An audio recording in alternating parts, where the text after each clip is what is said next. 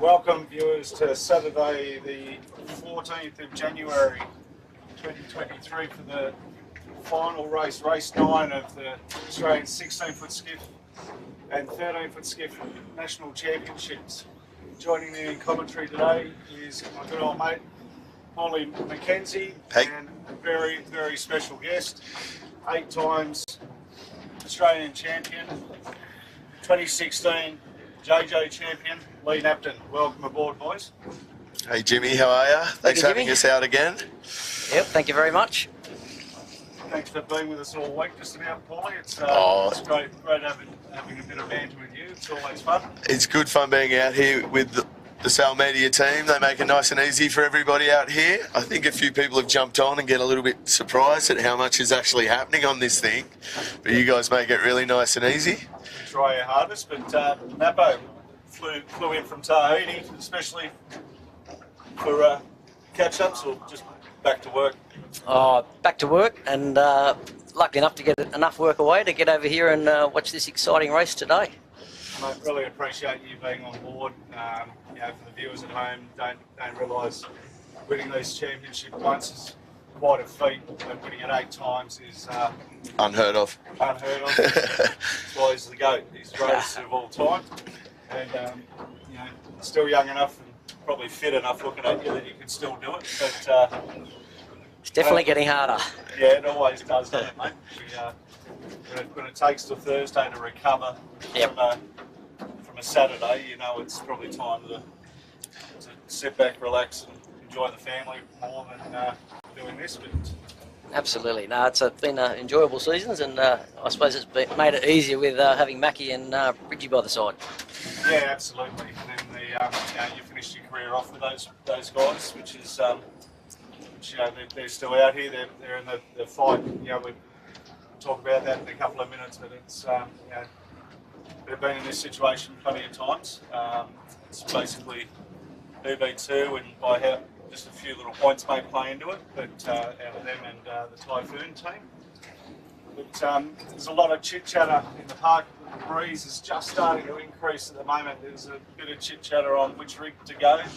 Paulie, Lee, you call it ferry over, so you've probably seen all the park. Did you have a wander in the park, Paulie, or did you just wind people up via text? I just wind people up generally, Jimmy. But no, I know a few of the boats prefer their little rigs, and they really wanted to try and chuck them in, and just a bit of point of difference, a bit more speed, and but on our way out here, it was still quite light, wasn't it? Whilst everyone was chucking everything in, but we're probably pushing through here to 15 knots. And it does look like it's got the opportunity to build a bit further, so we could have some good rides on big rigs today. Looks like a mixture of rigs coming down towards us as well. So yeah, we'll try and give everybody a bit of feedback. If some people are on big or little, it can be a little bit hard to tell. There's not that big a difference. It's only about a foot, but generally the size of the chute's the easiest way to tell.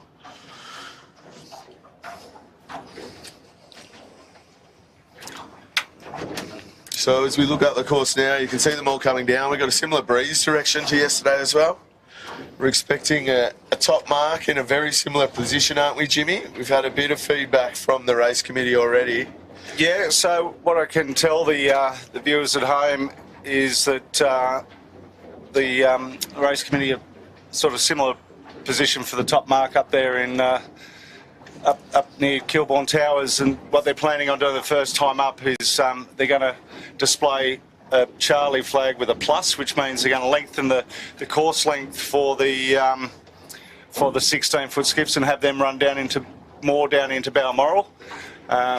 So I think we're on a course 4 there. Is it, or 5? I think it's a 5, Jimmy. 5. You've been teaching me my flags all week. Good work. And there's one of the title contenders for today, Typhoon, with Nath Wilmot, Zach Barnabas, and one of your old forward ends as well, Mal Page. Pagey, yep. Or you were his forward end, and then swap roles, didn't you? We sure did. It looks like they've got big rig, and so do the Noakes. So both boats with big rig out here today. Yeah. So what are you liking? Like, I know your heart's obviously with Big Mac and Bridgie.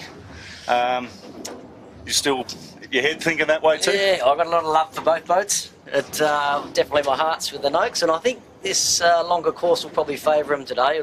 I've noticed in the last couple of races being short courses, they've, if anyone's struggled to get out of the gate, they've been really hard to catch up and get through the fleet. But I think the longer course, the fleet will probably spread out a bit more breeze, and you'll probably find it's hard to keep both boats back out of the top 10, I'd say.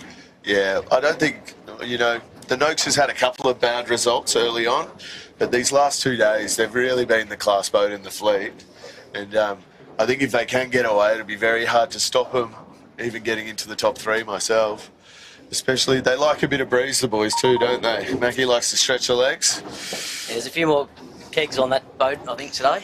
Yeah. May the best boat win, and I think the winner of the lot will be the 16 fleet in its community. So it doesn't really matter who wins, it's going to be a great race. And the 13s are pretty much so wrapped up. Ebix, Gemma Hopkins and James Hopkins wrapped that up yesterday. So it's just merely a formality. They like a bit of breeze, so why wouldn't you? You come out here and go sailing. So talking about that, why don't we have a look at the results and have a look at that. So there, as you can see on screen, you got Noakes, Dave O'Connor on 15 points, with Typhoon Nathan Wilmot on 18 points, Sail Racing on 28 points, Moon and Yachts 29 points, IME on 30 points, SKE Electrical are on 33, and Eric Storage on 38 and 7th. So they're probably just a little bit out of the mix, but any one of those sort of the top 6, probably from 3rd through to 6th can probably potentially be the last spot on the podium there on scratch and on handicap. Believe it or not, Noakes is leading on handicap. Great handicap boat. 67 points over MH44 Eva Atwood, who we mentioned yesterday. Yep. Young 29er sailor, just graduated into a 16. Leroy. Yeah, lovely. As they just go behind us. But then third is Cunningham's Nick Connor on 76.5. Eric Storage, who having a blinder of a regatta on 84 points, and Musto on 86. And then the 13-foot skiffs. Jack's giving me that much paperwork. Give me a second. He thinks I'm someone clever. What's that? No. 13s, here we go. Ebix, as I've mentioned, Gemma Hopkins on 8 points over Bartley Construction, Taylor Spriggett on 16 points, Fluid, Donnie Rollinson on 20 points, Plonk Cafe, Averill Richards from Middle Harbour on 20 points. And that rounds, and then Cyber Tech Group, Theo Franklin sailing with Kobe Napper. It's Nappo's, Nappo's little bloke. Yep. Well, he's not little, if you've seen him, mate. He's a little bit taller than me, Lee. He's getting up there. And on handicap, you got Abico from Manly, Zachary Brackenbury, just about, I think, led the whole way through on handicap here on 28 points. Botany Scaffold, Sophie Hart on 29.5. And Cheeky from Hornsby, Karingai Sailing Club on 30.5. So, and then got a couple other bits of paper that Jack's throwing at me there down at my feet. Give me a minute. But therefore, other minor things we've got all female. You've got Zoe Dransfield's leading that on 7 points. You've got Outback Marine Georgia Clancy on 13 points. Jessica Riles on 14 points on Capital Brewing. And then we got the Masters. Who do you think's winning the Masters, boys? Got a strange feeling it's the person who's winning the overall as well. Yeah, in the handicap, yep. Noakes it is, Davey O'Connor. He's leading that on 8 points, tied with Nathan Wilmot on 8 points. So that's up for grabs out of those two as well. So there's plenty to banter on about. Absolutely. So what are you seeing out here, Napo? We got you out here, the genius. We want to pick your brain. It's backed off a little bit since we first came out. There's still gusts of 15, 16 knots, and probably looks a bit more Norris from the last couple of days. Paul, you might be able to light me on that. There's a little bit more left in it. You know, we're sort of getting the numbers, our readings on our wind instruments. We're sort of at 020. These last few days it's been going 04 round to about 07. So a lot more left, a bit more of a traditional nor'easter, I think, as we look up there. Like, there still are some big holes in it, as Lee's alluded to, but it is starting to just get a little bit less patchy. I think it'll be a bit more enjoyable sail than it has been these last few days, where there's been a few landmines that you've had to dodge around the course. Yeah, I think they'll be two stringing most today. There won't be too much bending. Yeah. Still, as we said, I still think it's a big rig out there, though, isn't it, Lee? Like, you'd really struggle in a little rig out there at the moment. Yeah, 100%. Yeah, we had that great Habolski on the other day. We'll sort of ask him a few questions about what you'd do in certain situations. I think more so before this start, what would your preparations be if you were, let's say, on the Noakes boat getting ready to take on an Olympic gold medalist?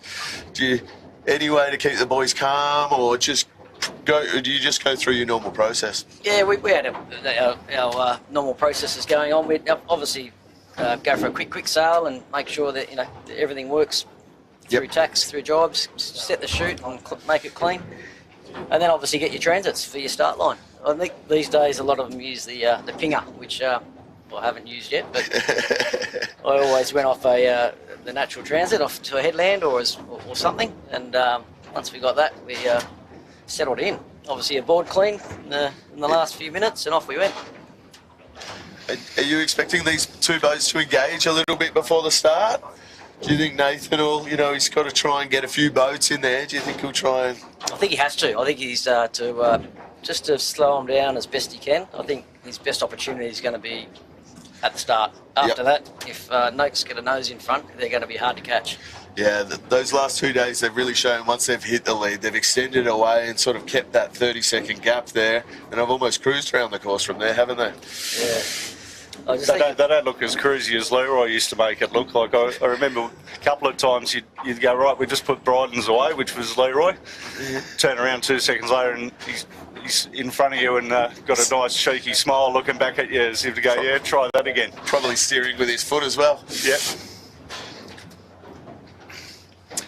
So on screen there, we've got the Outback Marine. Georgia had a bit better day the last few days. She's sort of getting the crew together. There was some talk that she might be missing a sheet hand today, so there might be someone new on.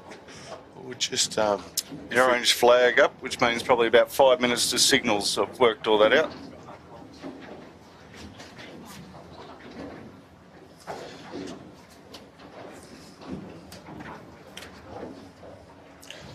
So we're just trying to pick up a few boats here coming down towards the start. Everyone's a little bit later to the start line, aren't they, Jimmy?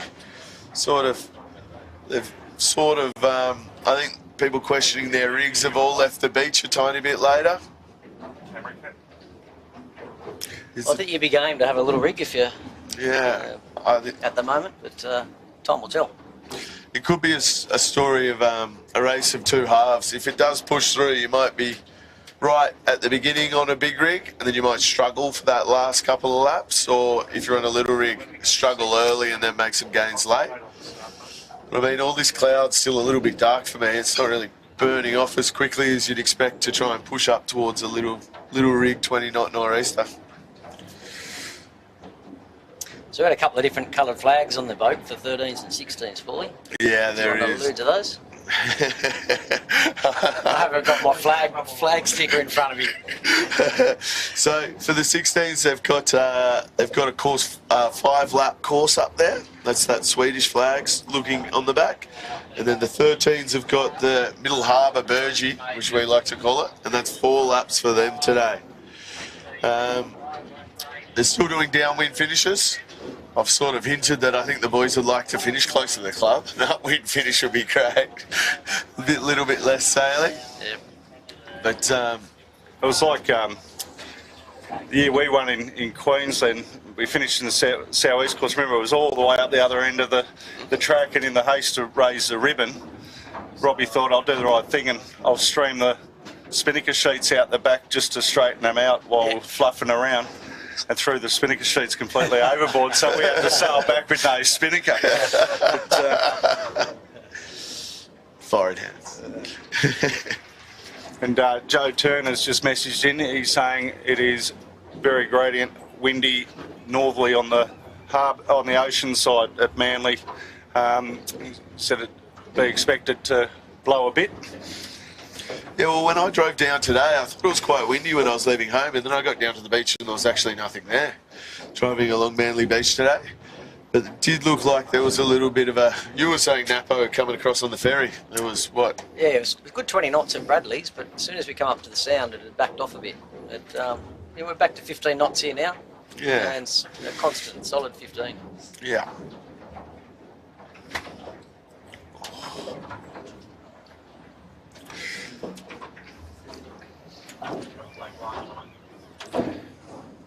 So we should be starting to get ready for some starting signals soon. I think there's going to be some people struggling possibly to get down to this start as we look up the course. Some people are still sort of just leaving the club. Possibly some of them thought they might try a late rig change or something like that.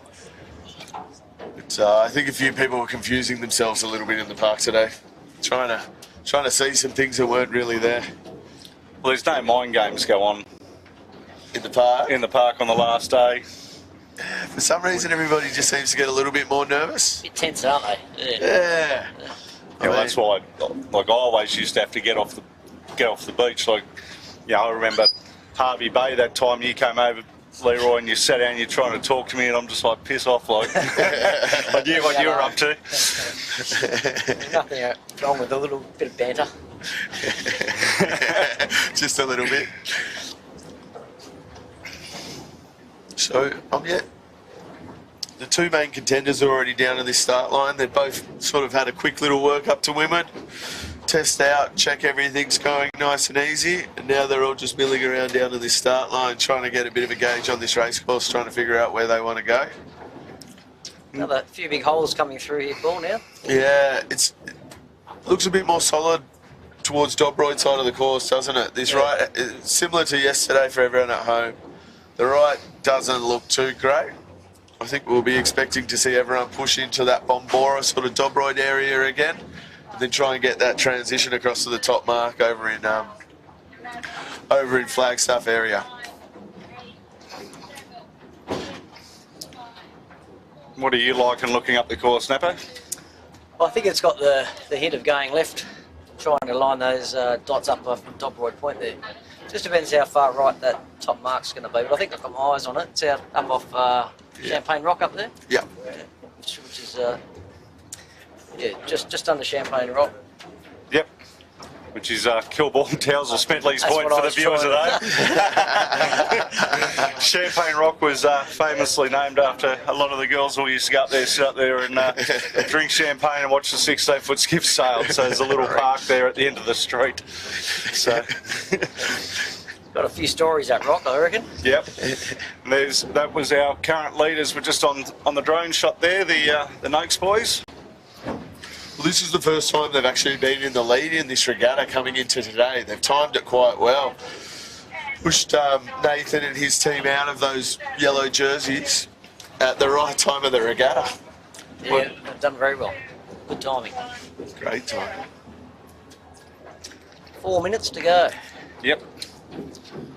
What's your transit from here, Napo? You got a tree beside a tree, or? They're just bush at the moment. I think the fires have been through there.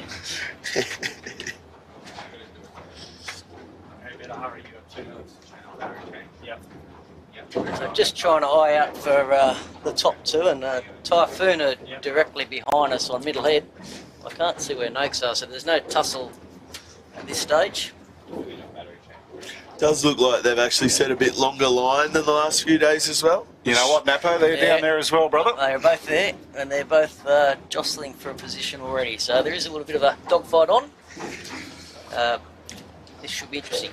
So we've sort of alluded to who we think's going to win out of these two. Napo's very much in the Team Noakes camp. I'm going for Team Manly. You got to support your local club. They're both Manly clubs, mate. Manly and St George. Oh yeah, but one's a bit further down there with all the jet skis. What about the race, though, Jimmy? Who do you think? Are we expecting those two to push for first and second, or do you think we might have another race winner today? Mate, I'd like to see the boys on Dominoes go on with one. They definitely deserve it. You know, they're showing. Same with the guys on SKE Electrical, like Scott Babbage. They've got close to a couple of wins, haven't they? Yep. So, yeah, Napo's got his heart from one end of this regatta to the other. I've actually thought I had my money on Scotty today, but if this breeze is just starting to die out a little bit.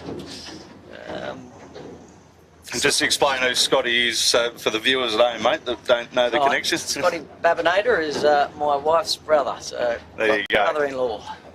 So we can see on screen here the Noakes and the Typhoon. A few little bit of karate happening, a few tacks getting thrown around. They're throwing the boats around, and you can just see there that the Noakes has actually taken a lovely position behind, which I think is. I'd rather be the boat behind than in front in this situation. You don't want somebody chasing you around, do you, Lee? I think I'd like to be lured and in front, just to be in control, but okay. It's going to be an interesting minute and a half because they're a fair way off the line at the moment. Yeah. And there's a lot of boats in front of them. As you can see, Typhoon's just tacked out, and he's come back again. So. Well, the thing is, when it comes to these points too, the Noakes have got some big numbers there.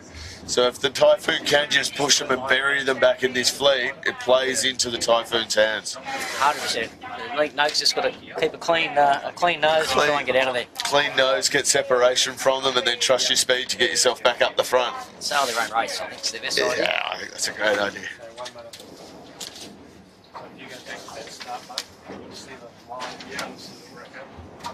They're all starting to rack up now. There are 45 seconds to go.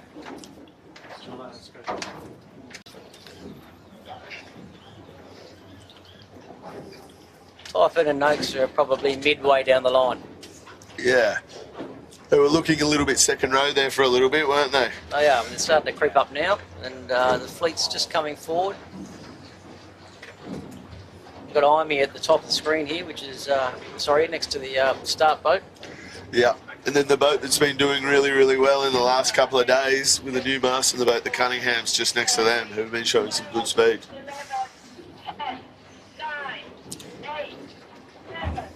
There's big sag in the middle of the line down the leeward end.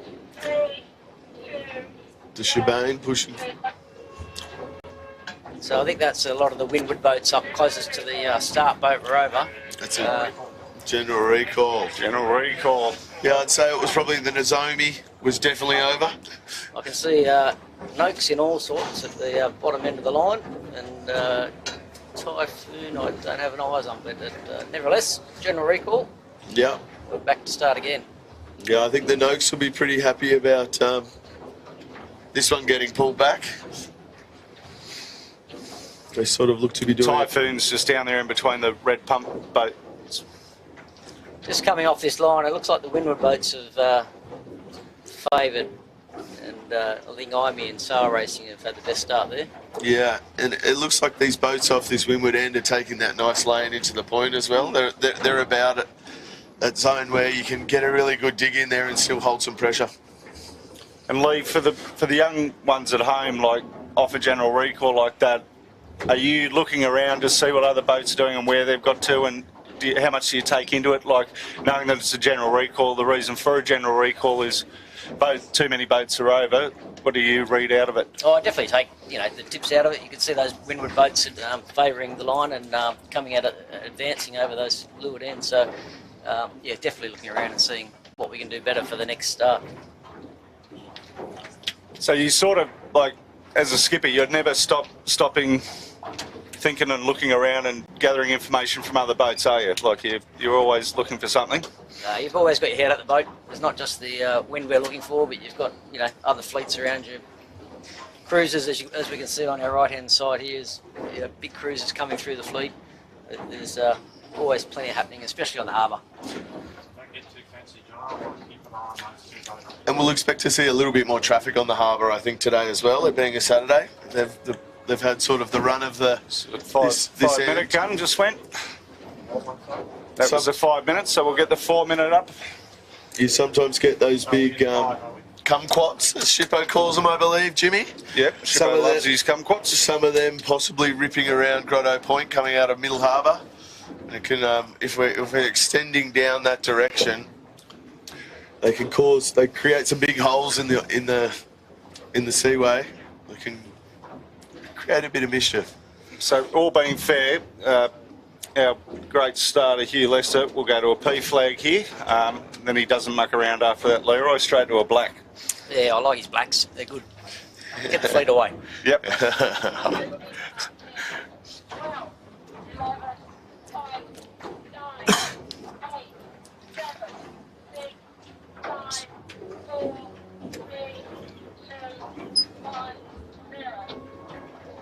How's the tide, Jimmy? Is there any run out at the moment, or is it? No, it'll be pretty slack at the moment, Leroy. It's top of it? just the high was at 1:45 this afternoon. Our timer on screen is got an additional minute attached to it. So for the viewers at home, don't panic. It's right. It's right. We've got the blue Peter up already. Yeah, so that's it's coming up to it's 3 minutes 25 at the moment. Oh, okay. Sorry, Jimmy. Yeah. Is that where you went wrong, Paulie, on your boat? Well, starting a minute late.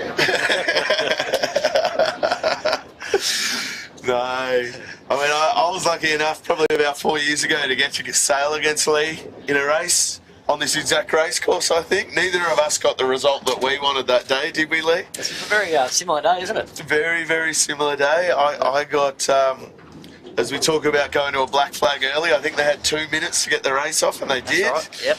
I would have been very happy if it did start. And then I had a very big crash on the way into the finish, but we were sort of... It was Lee sailing against Ben Bianco on the Imey. He was on the Brydens. We got a lovely shot place sitting about 200 metres behind you guys watching you run down to this finish. It was a great race, that one. Yeah, and I remember watching it, and me, Ruffy and Matty just watching you two battle it out in front, and we were like, oh, I wouldn't want to be Ben in this situation. And there was one thing, you coached me once when I was little, I just remember you saying, if you're in front, you got to jibe first in that situation. And I watched the other boat jibe first and went, oh, Yep. This is very... And they just managed to sneak over the top and get through to the finish, didn't they? Yeah, he must have had me... I didn't have my eyes out the back of the boat that day. Can't take that back. Well done to him. No, well, you can't win them all. Just a 8's enough, is it? That's a good number. But no, it was a good race. Good fun. So we'll just try and see if we can pick up again the Typhoon and the Noakes. They're directly behind the camera boat down there. Nate's managed to engage them again. And they're almost in an exact same position as they were last time about this time, aren't they? Yeah. So we've got Noakes leading the Typhoon across middle head. And they're just jostling for a position again. We're not far off the P down for the 1 minute.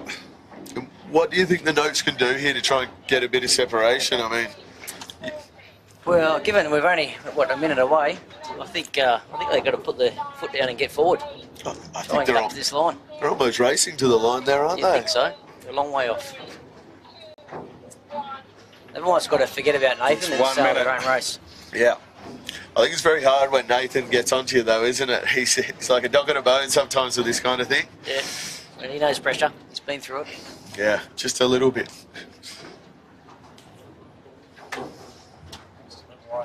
So they're both just sailing together. Again, Noakes in front, Typhoon behind, just trying to jostle up for a position with the rest of the fleet. They're sort of looking about 3/4 of the way down the line again for them as well, aren't they? Similar to last time. Yep. And at the top of the line here, we've got Moonen and Sail Racing and Cunningham's. They're all back here again. Yep. And the NHS have been showing good speed as well. They're just sitting below the Sail Racing there as well. Breeze is probably only 12 knots as we are about to be off.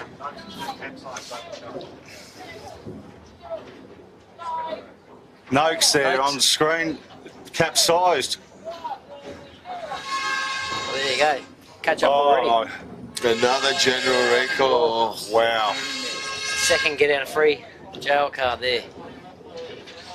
How much would it be getting into their heads? They've had 2 bad ones now. Does it start, would it start be playing on your mind if you're in this situation? It's just saying, what have I got to do to shake this guy to try and get off this start line? I think they're smart enough just to, they've been through it plenty of times before. They'll have another crack. Yep. They'll be all right. We'll probably see them here. They'll pull the boat up, maybe get that chute up, try and dry it out, a bit like we saw on the red pumps the other day. They're not rushing to get it up, so I don't know if there's an issue over the Noakes at the moment, but they're not in a hurry to pull the boat up. Let's hope there's no damage.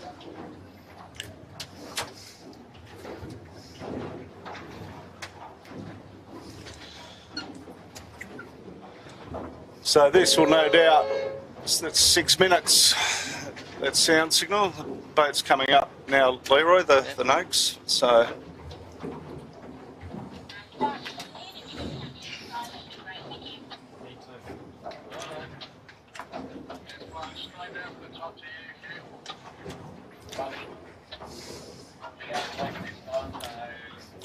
this gives you another bit of ammo in the armoury if we do go to a black flag, right, in the pre-start jostling with the other boat.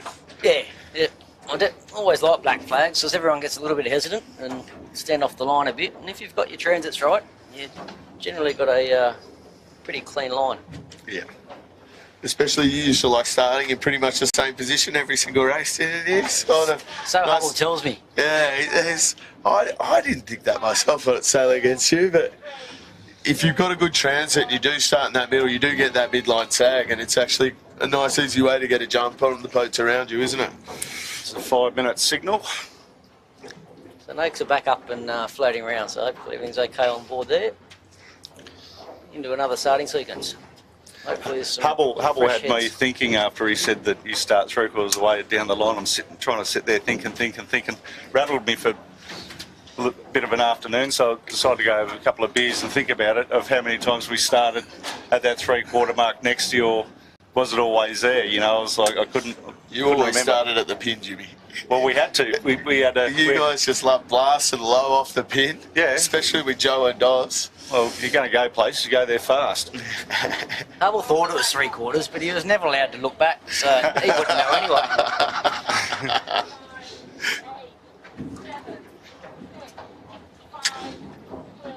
So there's the Noakes back up and running. As we said, the black flag is displayed. Leroy? Race on. I think Huey's done a really good job with being consistent with the way that he's approached these things. Yeah, and on that, the start boat, you know, they've been amazing for us this week. Napo, they've given us full access, and you know, we've had Jack Andrew on there, and he's been, you know, Hugh's making sure that the camera boat is getting all the information as quick as we can, which is great. You know, like the team that. The whole official team there and behind the scenes have done an amazing job, and thanks very much to all those guys for giving us access and putting on some pretty good racing here. And it's fantastic to have that, because it makes this footage amazing when you're back on that club deck or watching it, you know, around the world or live. It's all in favour of the spectator. Have to get it down to St George next year, will we, Jimmy? Rolfie's talking to me about it. Rolf, being the club president, is basically, he said, "Oh, you know, we'll get you to price it," and then just before he rang and said, "You're definitely doing it." So I'll tell you what, navigating that little channel in a nor'easter there will be good fun for you, Jimmy. we might sign Leroy up now, because he knows it better than anyone where to go and where not to go. You've got to get your sinkers out for that channel. Just measure the depth as we go along.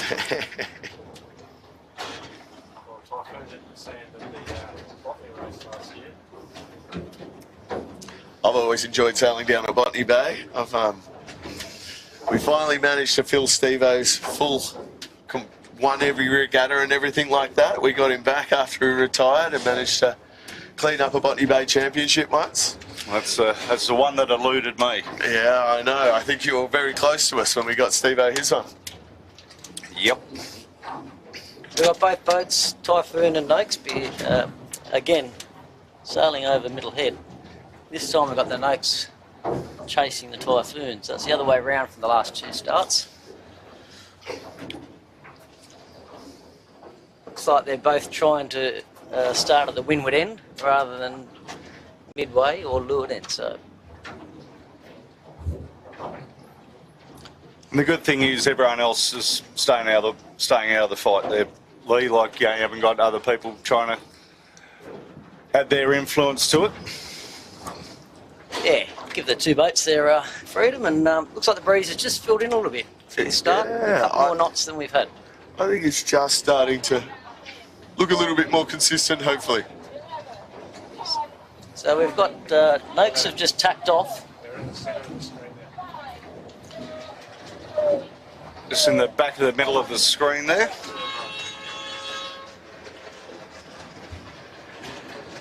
Black flag, don't forget, 55 seconds to go. Plenty of people well off the line here, so there's plenty of runway left.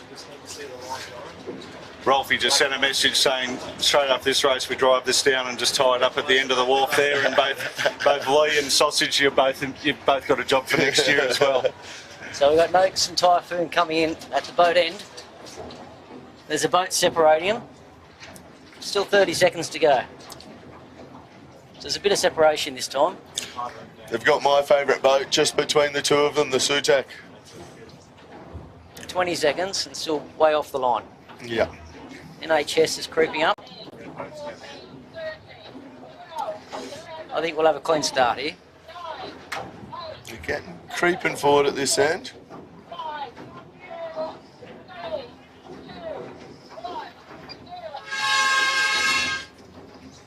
Looks fairly clear to me, except for the Musto in the middle. Looked a little bit pushed forward there, didn't they? They did, but I think they were. I think everyone was late. And I can see Noakes had a great start this time, Right. third time lucky. And we've got Imey below them and Typhoon again in the middle. So Yeah. here we go. The Typhoon just getting a bit of gas from the Botany there, aren't they? It was just that separation that Noakes needed, wasn't it? Just put one boat in there and that's all they needed to get off this start line. That Musto, Paulie, remember earlier on in the week, the same thing sort of happened where they just jumped on the black flag, and being able to do that, like I spoke to Hugh after it, he just said, he goes, everyone's hung back so far. Yep. But as I say that, Musto, black flagged, just came through from the start boat, so thanks to the great start team. So it looks like a race to Downwind. Yeah. And find a clean lane back.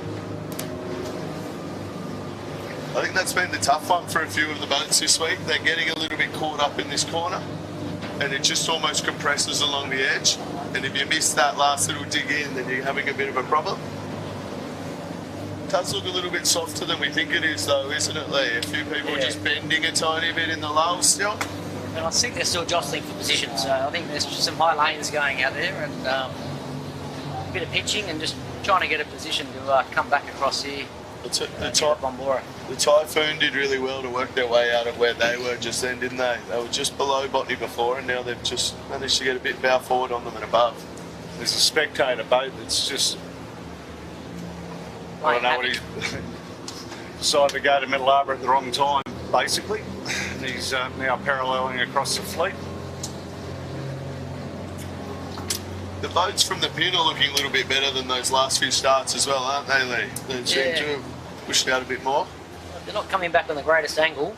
I think a couple have gone a little bit too far and looking soft in there, but this is hard to pick in this part. This is where you've got to line the guss up. Yeah. And there's not, you get away can't, around the bombing. there's that nice big point that's in the way, so you can't really see where they're coming from, can you?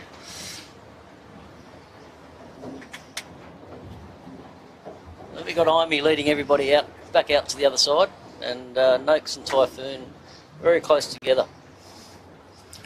Joined at the hip, I think they might be sort for the of first them part of this race. top left of screen for the viewers at home on that shot. I'm thinking Typhoon would have liked to have Noakes a bit further back in the fleet at this point in time. Well, I think the biggest worry is just the speed that Noakes have shown over the last 2 days for the Typhoon. They've managed just to really, from this almost exact position, to push through to the lead by the top mark. Shippo's just come through about that spectator boat. Complete kumquat. He's not one of your best Shippo, but he's definitely up there.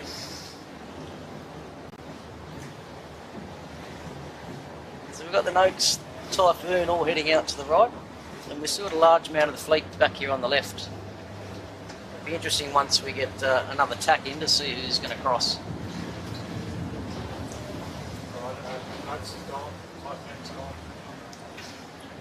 You can just, it looks a little bit to me, Lee, that the Typhoon at every tack is just putting their bow down straight away and trying to give them as much bad air as possible. It is karate central. And I think that's his plan. He's got to do it early on in this race to just try and get him back as far as he can. But as we see already, I think Noakes has poked out from underneath. He's got clear air, but I don't know if he wants to get back this way a bit, that's all. Do you think, Nath, will be... You kind of hinted before that you thought this left-hand side of the track was the way to go. You'll be quite happy to sail him out to the right, won't he? I think so, yeah. As you see, a lot of the fleet, viewers can't see it on screen, but behind us, near the point, there is the bulk of the fleet. Yeah, and there's a little bit more pressure on this point than it looks like where they are out there. Yes, agree. You see Noakes poking their nose around the bow of Typhoon. If they can get a tuck in and get him on starboard, they might be able to bring him back out this side. It's just going to be a hard one trying to keep your nose clean here, where you've got somebody trying to make you put a foot wrong the whole time, though, isn't it? Like, you might have a couple of days ago think you could make that cross or get that tack in, but you're not going to push it today, are you? No. I think their aim, I think Noakes' aim is just to get around this top mark clean and in the top of the pack. Yep. And the rest will play itself out. So just in terms of the race overall, far out in the right, probably leading this right pack, it looks to be the Moonin. They're not coming back on the hottest angle though, are they? We're at the other end. We're over here. So now we're just looking at photos back over on Dobroy Point around that Bombora area. Everyone taking that more classic nor'east line here at Manly. Just seen Noakes and Typhoon coming back now, along with the Moonin. The other contenders are Imey and the SKE Electrical are all back on this left-hand side near the Bombora, which you can see on screen, which I think is a little bit more breeze. And not surprisingly, the boat that was unfortunately over is possibly leading this left-hand pack coming across. And will he get notified at the top mark? I don't think they do. I think he's going to have a long day for not much result. Ouch. Yeah. So there's the Nozomi on screen down the bottom there too. Once again up near the front.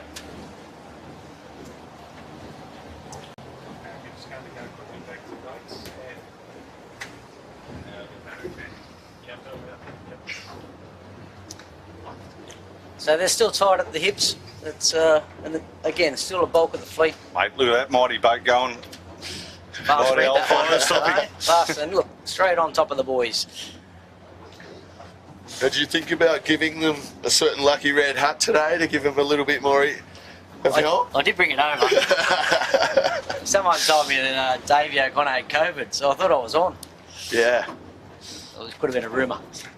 There was that rumour going around last night, and I think it was by a certain sheet hand on that boat that you're talking about, mate.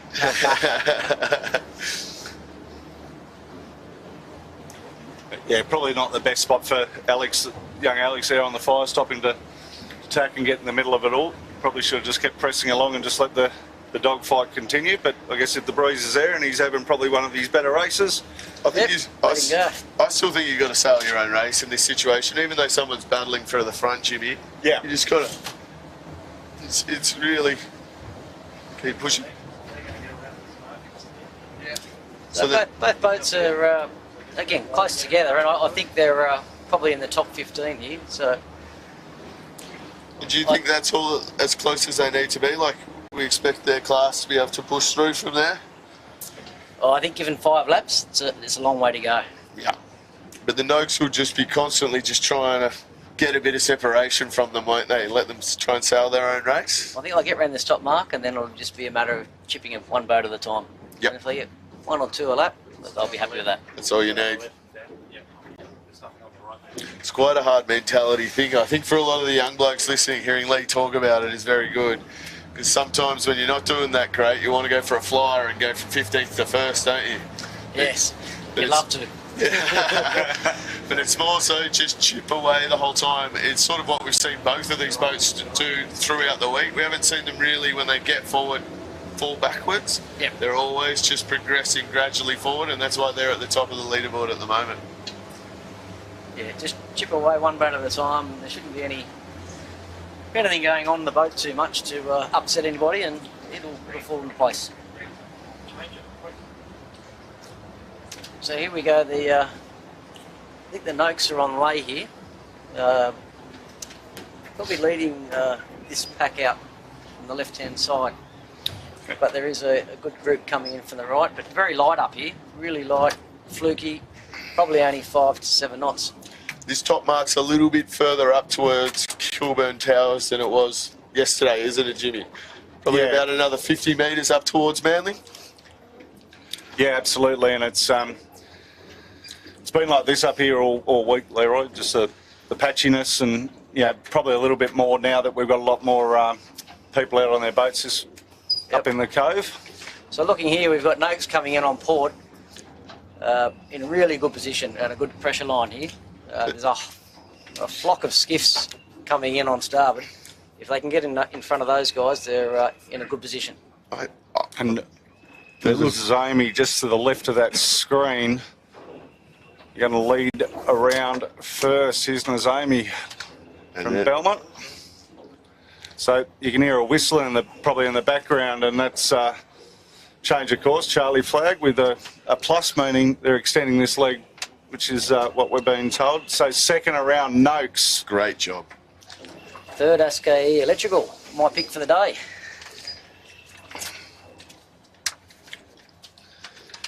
What's Mackie like at this point in time, Leroy? Oh, I think he would have relaxed by now. I think before the start he definitely gets his nails stuck in the gunnels, but he'd be quite relaxed. And now he's got that nor'easter in his spinning up.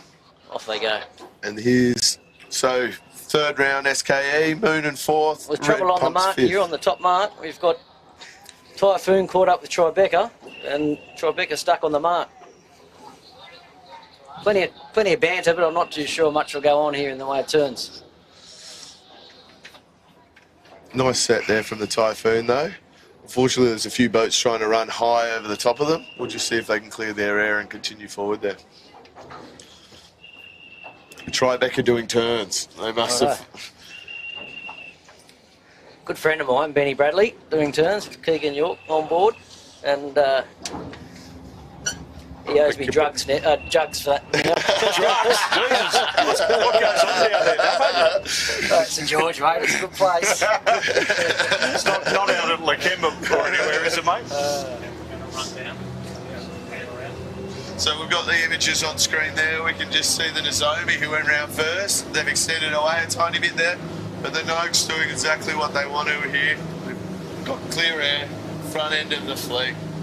Just a quick little shout out to Cooper and Harley Cohen, who are currently sitting at home watching this live and polishing the Australian trophy for tonight's presentation. So, g'day boys. I saw Roxy walking around with it yesterday afternoon. Looks like they're all just going to wander down here and hit the rocks and jibe. Are the Bombora markers in play, Jimmy? No, they're not. So 3 markers out of the course.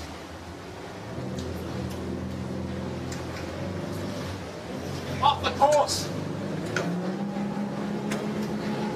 So the Noakes have just flopped onto port there.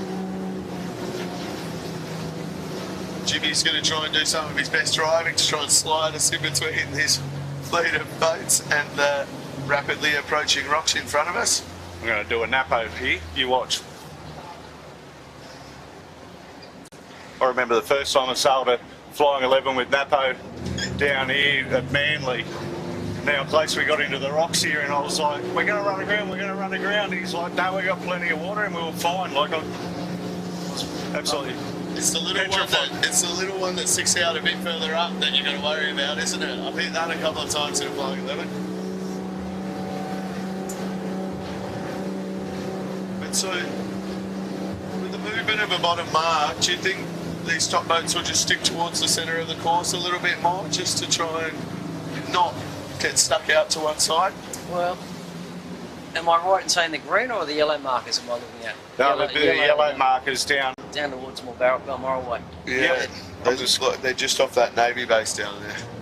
Well, I think they'll just play the wind behind them at the moment, and maybe fleet race the fleet on its way down. Stay in contention. That's all they want to do. And in these nor'easters coming through it in Manly, there are those big waves of pressure that just come down the course, don't you? And if you can jump on the front edge of one of them, you can make some serious gains. Just like the SKE Electrical look like they've done just there. Yeah, so and there's a couple of the 13s just came into shot. Their race is underway. So I think we were hearing too with the 13 fleet, they're not extending them down to the bottom mark, are they, Jimmy? No, mate, no. They're on a shorter course, and they'll so we might miss them for the finish, but that's okay. So there on screen, I believe, is Noakes and Moonin just in behind them. You might be able to see at the top of the screen is Typhoon, so they're not far off. They're just to windward of Noakes, probably 150 metres. Yeah, SKE Electrical leading him out. There's the gap between the tidal right there on screen. So the Typhoon here running in towards Grotto Point or Washaway Bay sort of area. Setting up for a jibe. Lovely jibe from the guys there. Great job. Amazing sailors, this bunch. They're plenty of knowledge on that boat. And, how good is it that they got one of the young blokes to fill in as well, Last year they had the big Rooster. Yep. Made an appearance at the club yesterday, Rooster Brett Davis. Brett he had a bit of an injury earlier in the year and he couldn't didn't feel he could sail the whole week with the boys and give them what they needed, so they went and jumped. Got the fittest bloke in the fleet, I think he is, isn't he? Will. Be good to see Zachary get one up over his old man too. I think he's already got that one in the has? bag. Yeah, I don't think the old boy can beat him. Very good. So he'll be shoulders a bit bigger this for a couple of weeks, I reckon, around the dinner table. Yeah, bring it on. Here we go, leading down to the gate here. We've got Nazomi, is it? Nazomi, so Andrew Chapman. Chapo, is it? Yeah. Right. Well done. He's done really well there. You got SK Electrical coming in on hot on board. As Harry Price is known to do. I think Scotty's a little bit more tame. Harry's a bit likes to push hard.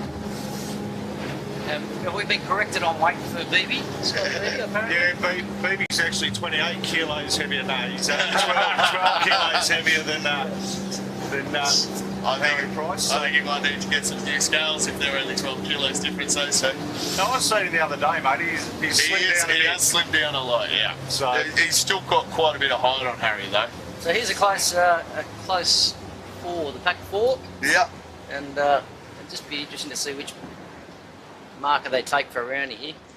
Yeah. But I think all Noakes want to do is make it clean and get around and put a loose cover on Typhoon, I would assume. Yeah, just do a little step out halfway across, wouldn't you? Yep. The tide will start to come into play in this bottom section here, Lee, as you know, coming out of we got Middle Harbour. Typhoon almost in the drink. Come on, boys. Top Come of on, screen boys. there. Save it, save it. Come on. That's Typhoon that we can see. Maybe Zachary needed a bit more Treno's beef on board. There we go. We've got a shot over the top there of the Typhoon. Coming past him is the Noakes with the spinnaker still up the mast, so they've got some Words of tidying up to do. encouragement, do you think would be said? Oh, I don't think there'll be much said just yet. So this, with the bottom mark a bit further down here, it's a bit more like a traditional northeast course for all the Manly boats, isn't it, Jimmy? We're sort of Typhoon back up and running. That was a very quick swim from them. Good job. Looking at the Noakes, I think they've got their halyard caught around their top battens.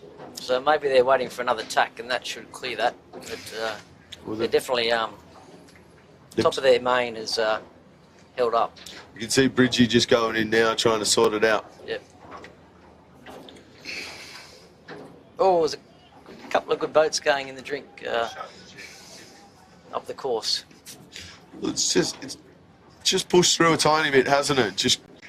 We seem to be compressing around these marks a lot with these fleet, and things seem to be happening and a little bit more pressure on the boats, causing a bit of an issue.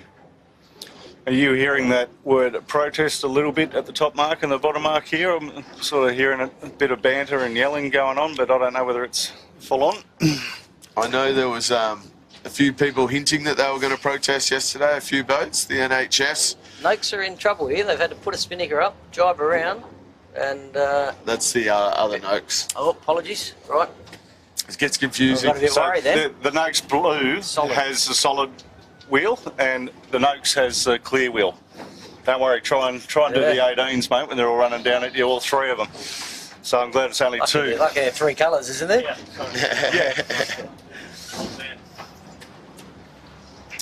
But,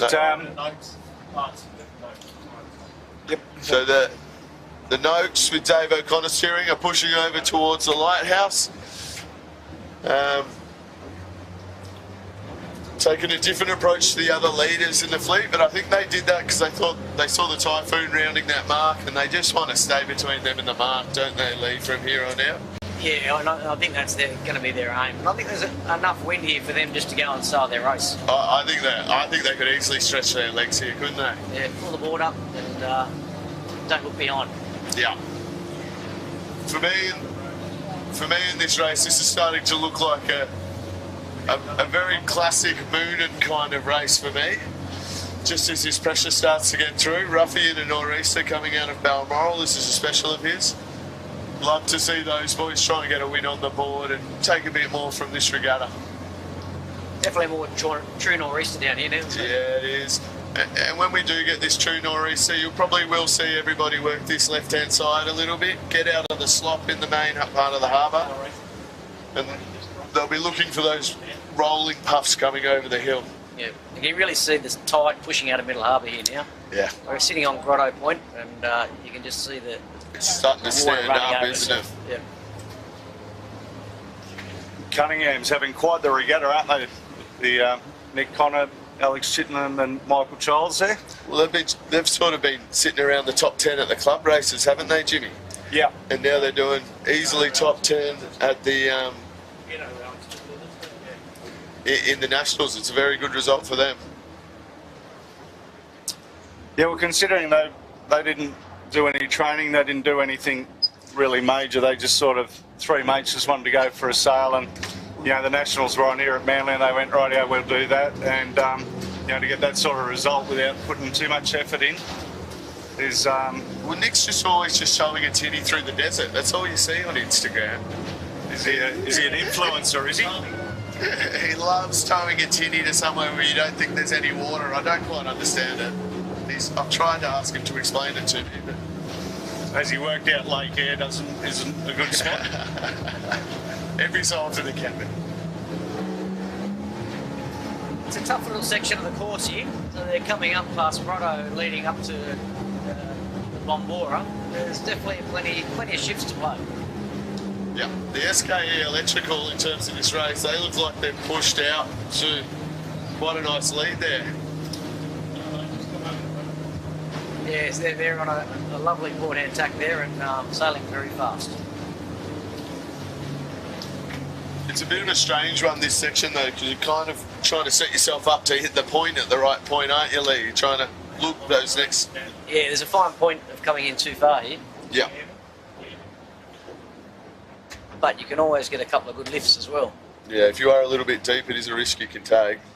You're Moon in here, and they're the furthest, the closest to the shore, and they're on quite a nice little breeze line here. I've always found as a sheet hand sailing up through here, Jimmy, it's this high groove that works here, isn't it? You want to catch those puffs coming over your shoulder, especially on the port tack.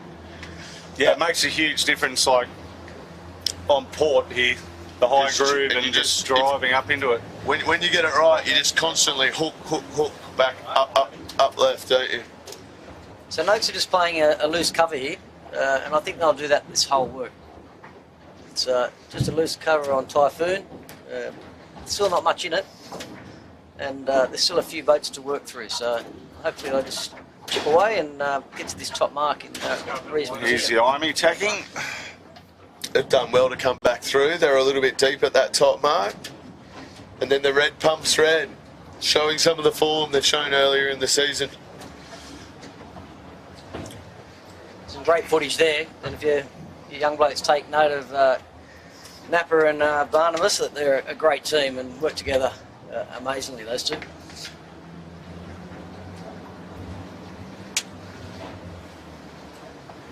So there we have them on screen. You can see how well Trent's working to keep that boat dead flat, keeping in tune with the skipper, making sure that they're getting as much height as they can whilst not losing too much speed in that situation. And there's the red pumps. Plenty of waves to work here too. There's a swell running through the heads. It's plenty of kinetics moving with the bodies going forward and backwards, as you'll see on all the crew.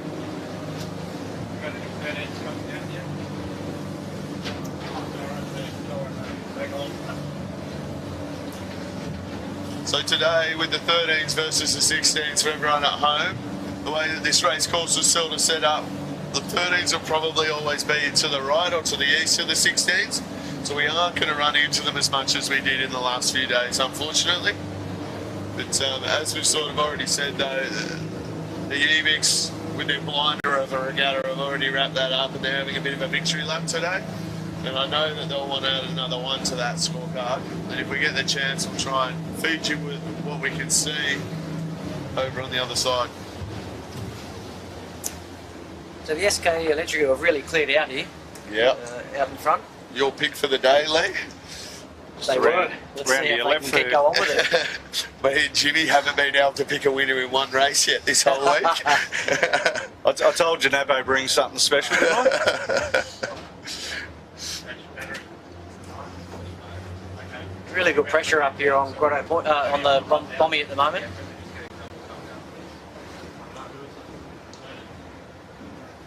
So we're just looking back there at the red pumps, or is that? Yep, red pumps red. Having a good race today, and then the NHS as well.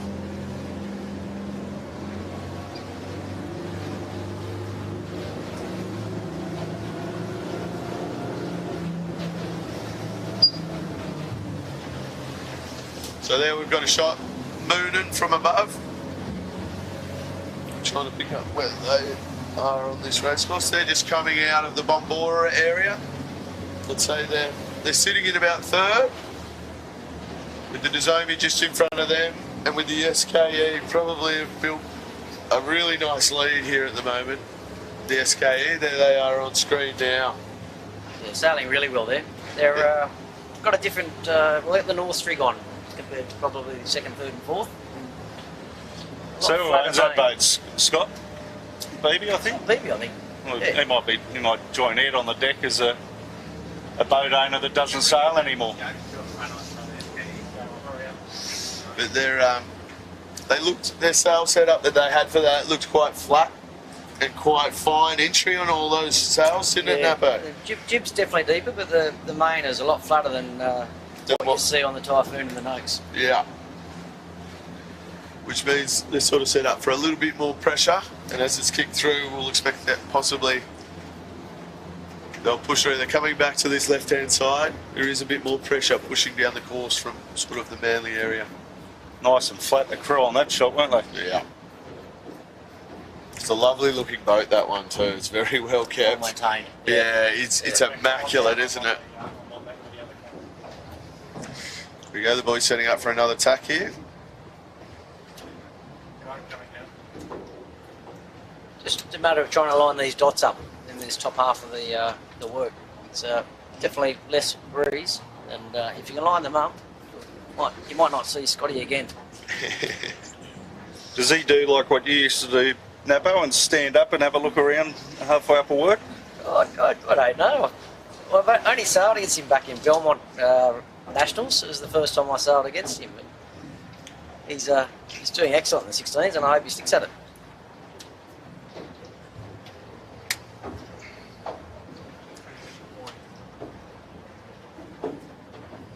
Very handy sailor, Scott Babbage. He won a JJ's on the 7, didn't he?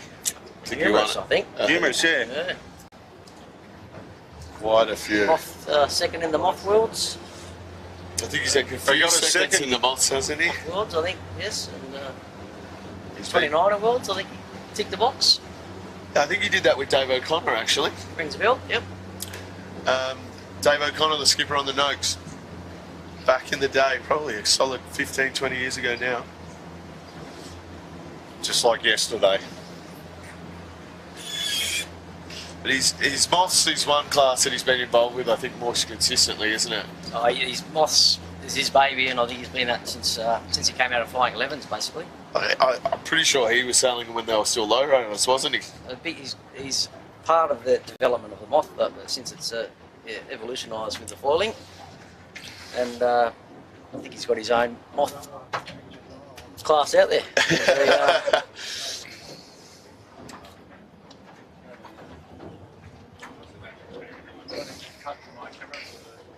So coming up to the top mark, we have SKE Electrical, probably a 45-second to a minute lead. Yeah.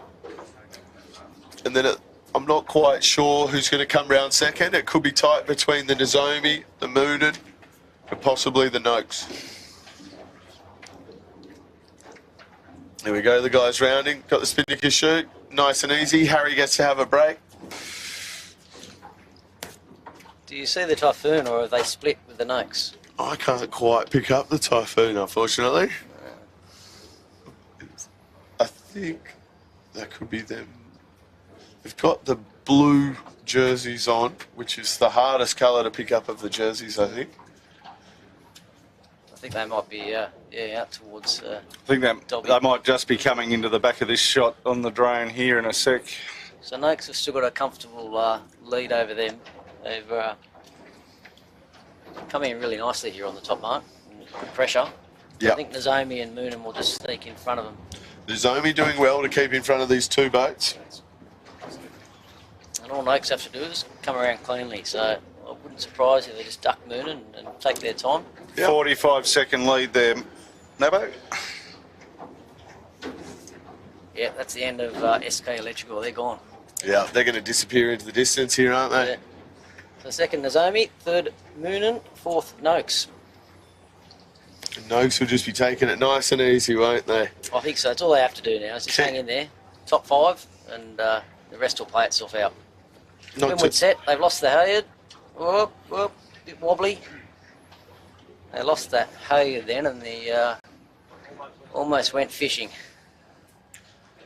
They're okay though. Good recovery. And as they're coming down here, they've got the Typhoon just sort of trying to get in their way a tiny bit, aren't they? Why wouldn't you? Yeah, it would have been what I was thinking. Next around at the top mark and the top left of screen there is Red Pumps, Bruce Savage, in the boat that was black flagged Musto. Oh, And, wobbly legs. and Red Pumps red next around with Imey and Dominoes. Your boat for the day, Jimmy, the Yeah, I Dominoes. sunk 'em, okay, I get it, I get it.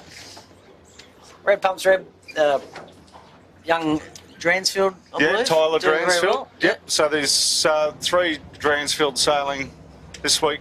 Yeah, I met them Mate. all last night. Yep. And, I found out that Tyler's not even old enough to drink yet. JD, his old man, is an old 470 boy. Yep. And I did many years with him, or actually not too many years, but back in the day against JD. Here's the Typhoon just coming around now, so plenty of work to do. This is only lap 2. And then So- the Sutek boys doing well. Back up towards that top 10 where they want to be. They got some words of wisdom from the sponsor on the deck last night. They're actually looking after his house for a week while Steve-O's up in the I think they're Whitsundays. playing a bit of bumper sport there. On the fluid, playing bumper sports on the top mark, so Yeah, racing yeah. missed it completely. Eric's just goes, thanks very much for the 2 places, and we'll go on with our day. So let's head on down with the leading pack. That sort of first, apart from the SKE, that first 10's all quite bunched up. So the Typhoon just sitting on the back of that, if they can make some gains, they can get themselves back up to a 5th quite easily, I think. Lovely shot here watching these boats. That's the black chute of the Light Wonder there behind the NHS with the moon and chute. All of them just running. They're getting a little bit deeper down this one, aren't they, Lee? Yeah, they've definitely gone a bit further north in the breeze here, so they're making it past the point. It doesn't feel like that. It's pushed in a little bit to get them deeper. It feels like it's hopped around a little bit to the left, doesn't it? Freed them up a bit. And they've got a 16 sailing. The footage is amazing. Yeah, Who wouldn't want a 16? exactly. Watching all of this week has made me think that I better get a little bit fitter. However, then I woke up actually at 5 this morning, think to do something, and I'm not quite ready for that again just yet. Are you making these decisions at 10:30 at night, Paulie? No, it was 5 o'clock this morning actually. Well, I decided to stay in bed.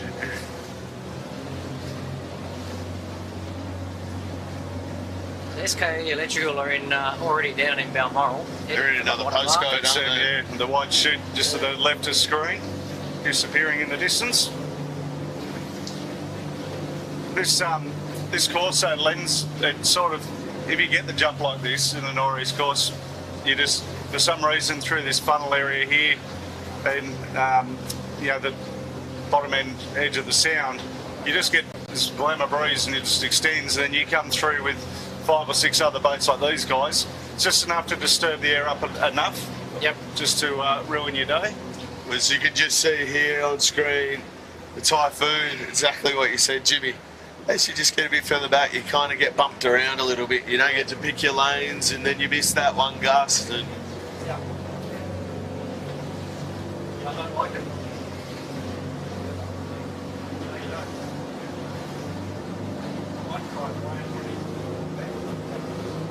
so the SKE dropping at the bottom mark, well off screen.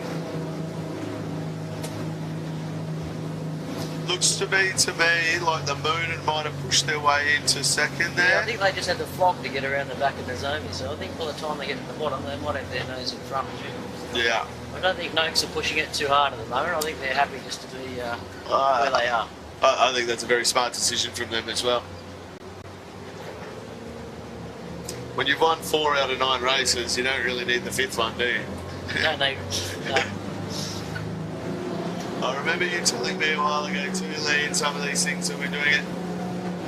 In terms of regatta management and this kind of stuff, winning races often doesn't result in winning regattas. It's getting those consistent top 3 finishes, isn't it? 100%. And you can see it in these results. Yeah. The most consistent out here today has to go out this week. Has to be Typhoon in terms of an overall score.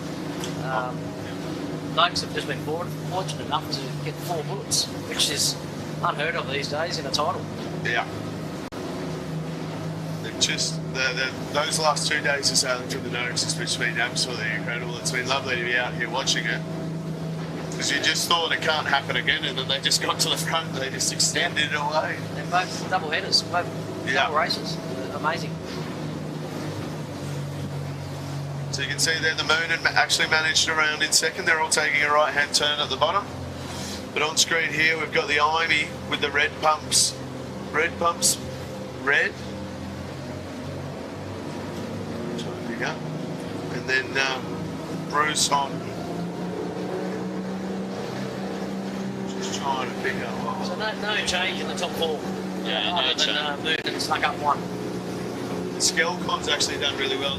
They're sort of sneaking into the back end of that group in fifth. Yeah, red pumps, red coming in hot. Strange feeling, the red pumps with Bruce steering, their rig looks a little bit small. Very small. It could be a little rig, couldn't it? Tops of the little rig. Yeah, only one up there in a little rig, I believe, or maybe not. Sort of a bit of banter going on here, I reckon, between the two boats. Yeah. Yeah, it's definitely a little rig on the red pumps, with the red pumps red behind it, with a big rig in. You can see just that difference in size. That big cuff on the red pumps as well sort of gives away the little rig. And I would have thought crew weights would have been round the other way. Well, we sort of said it the other day, like any boat with Jay Harris on it can't be heavy. Correct. Correct.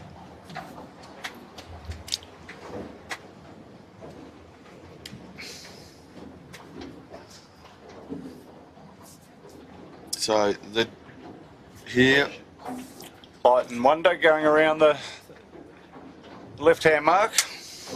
Be good to see them jag another good result after that first day, wouldn't it, Jimmy? Absolutely. Where they sailed out of their skins just to pip the other blokes on the finish. The Sutek doing a nice late drop again.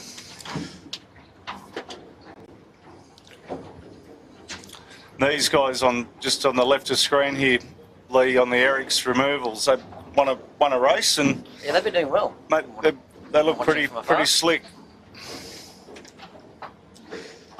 Just feels like it's pushed through a little bit more down the bottom of this course, doesn't it? Yeah, a couple more knots coming through here. Just gradually building this breeze. So that's two one of Chitz's favourite people just next to us. The sail racing in the fluid.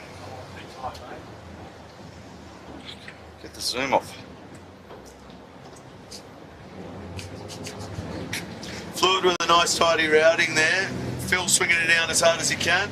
Whilst Berkey gets the rest of the shoot away, they're just trying to get themselves a little bit bow forward and clear their air on the sail racing there. Unfortunately, they don't have much runway to try and get themselves in a position where they can get attacking. What I might do, Paulie, I might snake up this right-hand side of the track. See if we can pick up a couple of the 13s as we go up. What do you reckon? So Bozo, or Clint Bowen, has a couple of titles under his name. Paulie, how many's he got? I think he's got 3. 3? 3, yeah. So he got one with his brother first up, and Ant King, and then Stevo jumped off, and Brent Dennis jumped up into bow. Yeah, we've done many titles against Clint, and we've had a... He sort of clipped the fluid boat. They had that out before we went to the carbon rigs. They had those aluminium rigs really dialed in, those boys. And they were very tough to beat in a nor'easter at Manly, weren't they? Sure were. Yeah, they had to get back. It was almost, you know, If you got a win over Clint in a nor'easter at Manly, it was a very big thing back in the day. They could almost sail it in autopilot, him and Anne. They've done it that many times.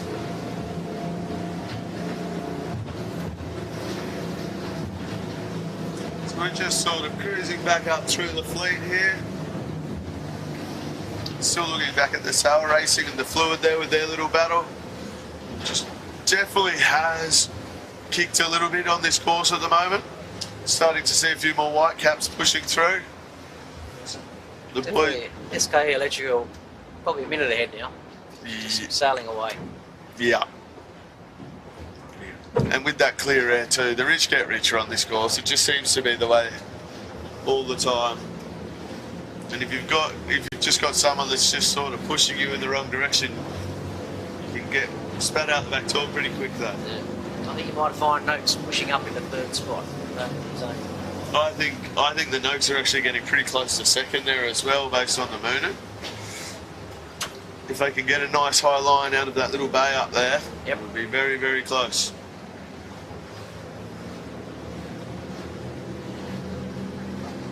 Especially since, you know, we've seen the Noakes, we've sort of alluded to it, the Noakes boys are a little bit bigger than a few of the other crews out there. As this pressure comes in, that weight just becomes more and more of an advantage. I think Bridges in his preparation for his 18, so he's loading up already. It's going to be a tight cross here between the Noakes and the Noonan.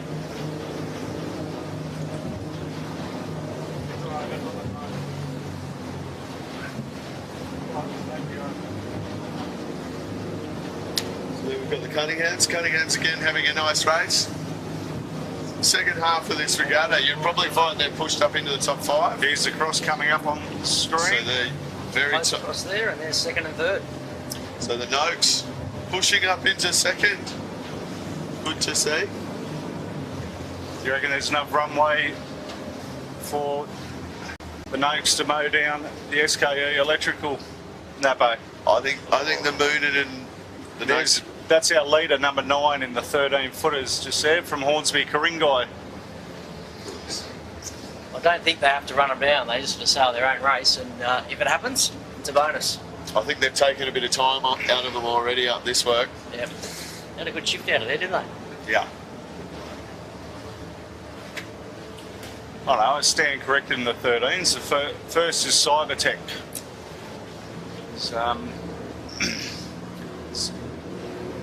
They got a race win earlier in the week too, didn't they, Jimmy, the Cybertech? I believe so. One of the few races that they'd managed to sneak off the Ebix. What you got, Jimmy? Very good.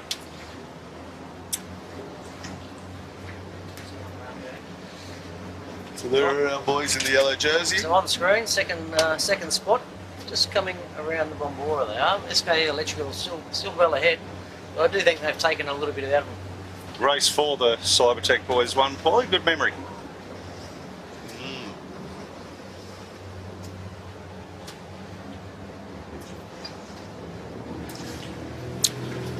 I think in this situation though, I always find on this race course, Lee, trying to get over to this left-hand side is that little bit harder. It's very easy to go right, isn't it? It is. You want to really hit this point. It's hard to get here sometimes though. As you say, the Noakes is kind of coming back into this point exactly where Lee, like he's tapped into them. That they are running back in towards top right. You can see SK Electrical has just come back on top of Noakes, so maybe getting a little bit worried, or just a loose cover to get themselves up to the top mark. Well, they're still in play for the 3rd spot on the podium, Leroy, so... Very good. So yeah, it's very tight in terms of the points for 3, 4, 5, 6. The SKE is only 5 points off, and with the sail racing, which is in 3rd. So at the moment, they're looking pretty good. Unfortunately, I think they've got to put a bit of a gap on the Moonin. They've got to get 3, 4 boats between them and the Moonin. Right. Which might be their undoing for getting into that 3rd. They got a tear in the top of their mainsail, or is it just a signage? I think they do have a tear in the top of their mainsail. Does look like a tear, doesn't it? Just by the end of the L. I don't think it'll matter too much where it is. It doesn't seem to slow him up a lot. It's just an interesting spot to manage to get a hole, though, isn't it? Potentially the top of another rig at some point in time, maybe at the start line. The other thing is with that, yeah, it's definitely a hole, actually. They're still looking flat and fast, and they're sailing their own race. Yeah, so it's not a problem up there, I don't think. That won't hurt them at all.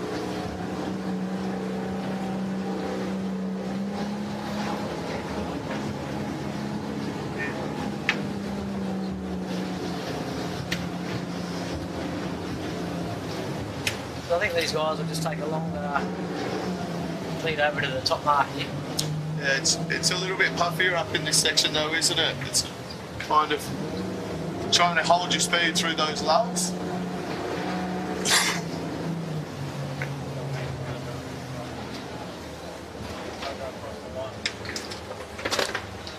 So what are you up to? This would be third time to the top? Third. We're running out of rocks. The SKA Electrical, I've just had a look back, they've done really well in the top end of this course to build that gap back up, I think. Possibly just the Noakes and the Moon and also interacting with each other can sort of slow them down a little bit. I do a bit of a cheat sheet on how many laps I showed Paulie yesterday.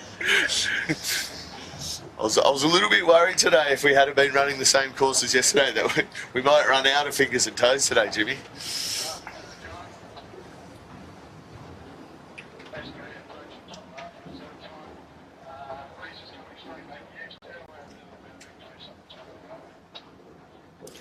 A great little spectator fleet out here today too, following the 16s, which is great to see. Just shows you how strong the 16 fleet is. And the reunion yesterday and last night was pretty awesome. Lee, you were even in awe of a certain table. Oh, it was a cracker day put on by Manly, and yeah, I was fortunate enough to be sitting. We could see one table opposite us, and I had it lined up of just the heads of sailing. I had Bisho, Trahans, Wilmots, Rizmanics, they're all on the one table. It's like all the gods of sailing. It was really nice for some of us younger blokes that haven't really met them too much. They're all very open, as it seems to be in this 16 community. Everybody's more than happy to have a chat and try and hear some stories from back in the old day where people used to have to push poles out and stuff like that. Yeah. Someone was telling me about a jiving spinnaker pole and I had no idea what he was talking about. But yeah, it was I a think very my nice first day. season in the 16, they still had the jibing poles. Oh, I'm sure you touched it a whole heap too. I never went past the back of the boat, right? I've never gone forward a second from the back of the boat either, Lee, so. I still don't know what a spinnaker pole is or a spinnaker sheet. So Noakes and Noonan coming in opposite tacks. They're touch and go. Nozomi as well there, Leroy, On just the to the left of screen. What we've seen all week is it tends to be these people approaching on port that have sort of gained the advantage at the top end of this course, haven't they, Jimmy? I think because you got that exposure to the bit longer runway going up into Manly, where you manage to hold a bit of breeze before you get over here and in the right hand side, and it gets very patchy. So it's in saying that, the breeze clock's 5 degrees to the right. This place over here become Ed's Head is the place to be. I just think it's great that we've put a top mark in such a historic area of the harbour. Ed's Head 4 or 5 days in a row. It's been great. So again, these boys just need to keep their nose clean. That's the name of the runway here. Stay calm, keep your nose clean. It's quite an easy thing to say. Especially with ferries around us coming through the pack. And how much of a blind spot is it for those skippers, that spinnaker? Oh, completely. You'll probably find the forward hand's got more of a view around the front. But as you see, looking down the course, there are many starboard tackers coming up. And to these guys with the spinnakers up, they've got to keep an eye open, otherwise they've either got to go behind them, because they can't go around in front of them with the spinnaker up. It all happens pretty quick when you got the boat. You're doing a good 16, 17 going downwind. They pop up pretty quickly, don't they? Very quickly.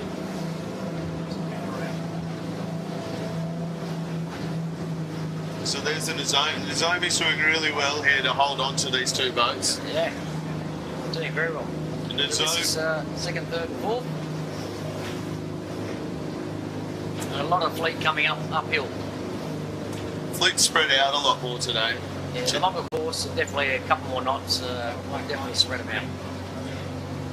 I think it's also just a slightly longer length as well. Gives you the time to stretch your length and you don't compress back on those marks all the time. It's almost, we were sort of seeing yesterday, especially a bit further back in the pack, it was almost like restarting the race at each mark. Yeah, they were short works, very short. Very short.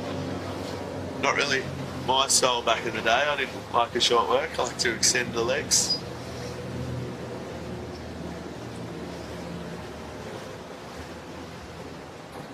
There's some great footage there up high of the skiffs sailing down Sydney Harbour. And a nice fast ferry. Yeah, nice fast ferry about to split them. The ferries this week have been very gentle on the fleet though, I think.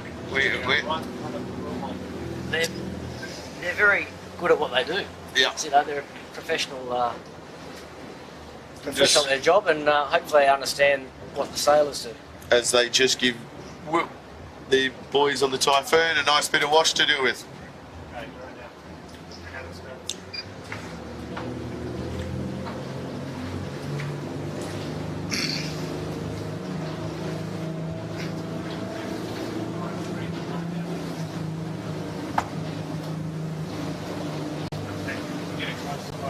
There's number 9 from the 13s. They're looking like they're possibly in third. As I just quickly look down there, I'd say still the same up the front.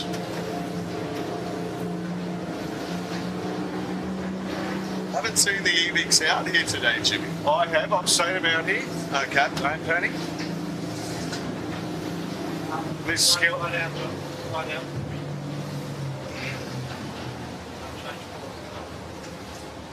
Skelcon there on screen, as you guys alluded to earlier on, down the bottom, going down to the bottom of the last time.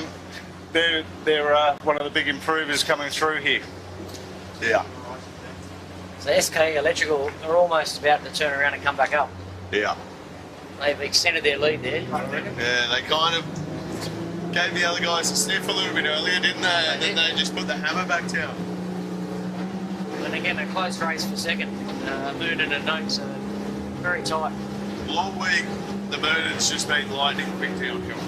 Like, them and probably the Ivy and the Sail Racing have sort of been managed to almost hang on to the Noakes and stuff like that in some races by their speed downwind. It's definitely another one of Ruffy's favourite tracks, though, isn't it? Yes. Yeah. Definitely when I sail with him, it's his favourite track. Yeah. You know, you get that lovely long ride from the Bombora down into here. It's possibly, when you've got a nice one, it's just amazing. So SKE Electrical have turned around and are now heading back up. Yeah, Noakes and Noonan just... They've extended away from the Nozomi quite a bit there, haven't they? They have. I'd say the Skelcon's starting to push into that 4th position with the Nozomi now. And as we look back up the harbour, there's a Typhoon. It's a bit of a tough time for them on the Typhoon now, though, isn't it, coming into the rest of this race? Yeah, not where they want to be, I don't think, but they've got their heads out of the boat and there's still a long way to go. Anything can happen, can't it?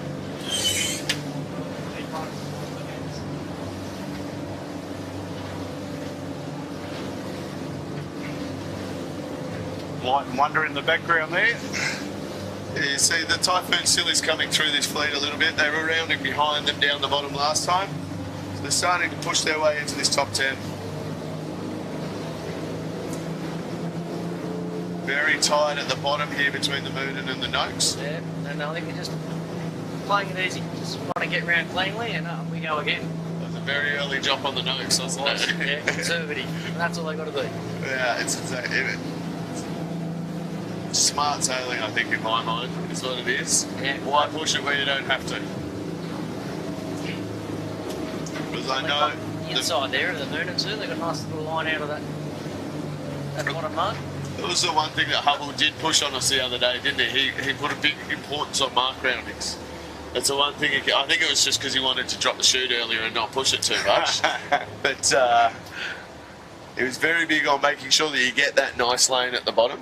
Well, Hubble just needed extra time to get the spinnaker in. That was the problem.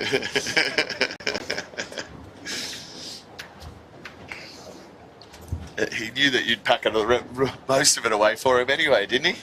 Yeah, so to clean up after him many times. Not just on the boat.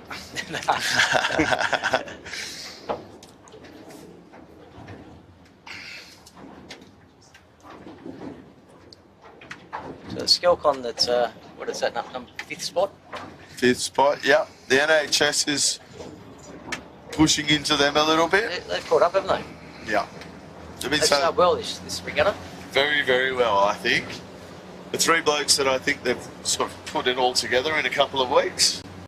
It's quite a good job. I think they're sort of sitting in 6th or 7th at the moment. Maybe a tiny bit further. 8th overall, with a good chance, if they have a good race, to possibly push up into 7th. I think the 6th is just a little bit too far away. Especially. So I'm coming around now in Typhoon. So Typhoon have snuck up a couple here. Yeah. Just out of screen, but they're coming around the other gate.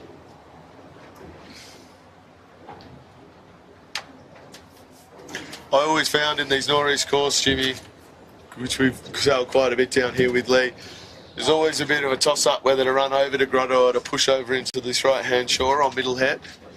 Depends on what the tide's doing, Polly. Like the amount of water up the back of Middle Harbour as I've been alluding to, and it's all got to get out through this really narrow part, and probably the narrowest part of Middle Harbour, other than under the Spit Bridge, is right here. So it's quite shallow too, isn't it, Jimmy, around here? Yeah, it is quite shallow, like only 7 metres here as well. So, you know, it's trying to squeeze out from the sides, but also in the depth. And I'm just getting word that the leading 13 is just about to run up for the finish. So, and the leading 16 has two works to go. So we've got here on screen the Sutek and the Fluid. That's a battle that we've seen quite a few times in the past. On and off the water with the companies. No, we enjoy working with the Fluid boys. It's always good fun. But the Fluid got a luff round done, I heard, on the lay day. And we've seen them really, well, start sailing again, as Clint put it himself. It's getting back to where I think they should be more so in this fleet than they were earlier in the week. There's the red pumps red going around.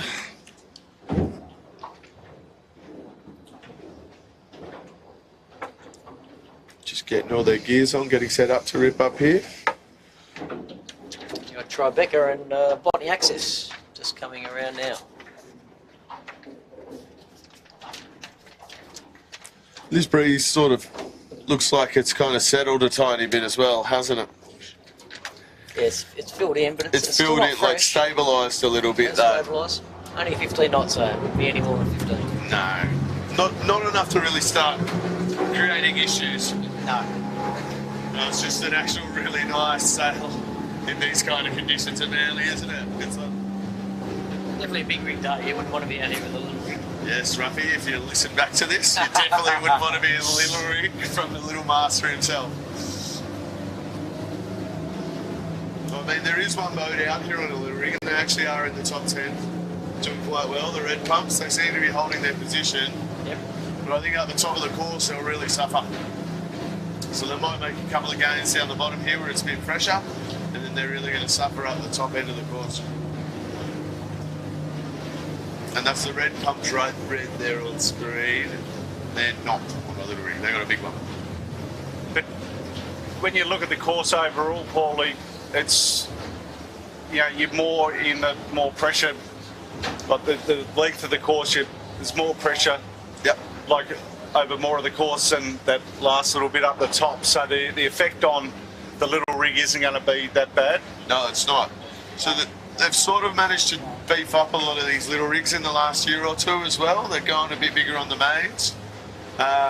So they're changing down a tiny bit earlier than what we've seen previously. You know, we used to always, especially when you had big units like you and me sailing, Jimmy, we were sort of pushing it up to that 18 knot range, and we were always happy to push people up as well because we trusted our boat handling and stuff like that. But now they're sort of that 16, 17, it's sort of on the crossover. I think the crew weights have come down a bit too. Yeah. There used to be a lot heavier crews around. Yeah, especially a lot lighter crew in general. So there's a few bigger skippers out there as well these days. So there's the Skelcon on screens, more of his lovely drone shots that we've been seeing all day. Just to cross up the river a bit, there's a Noakes have just crossed Noonan. Yeah, they've really got Back some into wheels. second. They've got some wheels upwind, the Noakes boys. Yeah, they're really getting it powered up and moving upwind.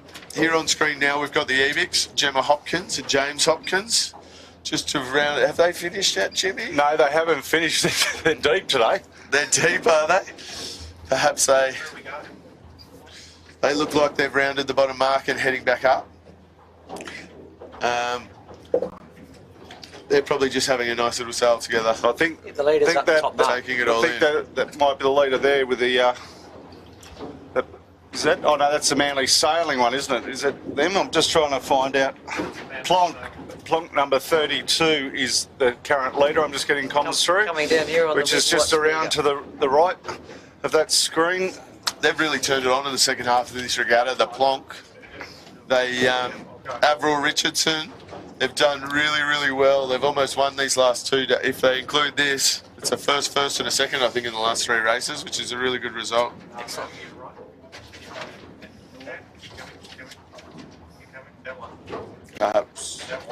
Sorry, apologies. Third, first. They've done really well and brought themselves up. This should hopefully push them. This will give them third overall. I believe it should give them third overall, and depending where the Bartley is, the first, if the Bartley slips outside the top five, then they could almost jump up to second.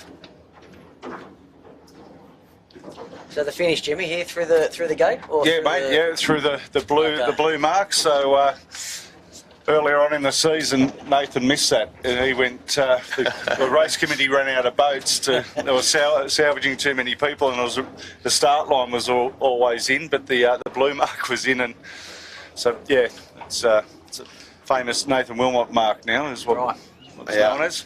There's one more job to go here, and to bring them through the finish, I would say. Here they go now. It's almost the choppiest part of the harbour down in this section. It's very unsettled, isn't it? Yeah. Oh no. Just gust of the day here at the moment, probably 17 knots. The curse is not here. what they wanted. Yeah. I think there's a little bit of They're distance on camera? between them and second. Yeah, So they should have enough time to get it up. I can't quite see second. We don't have any more pictures, so let's go.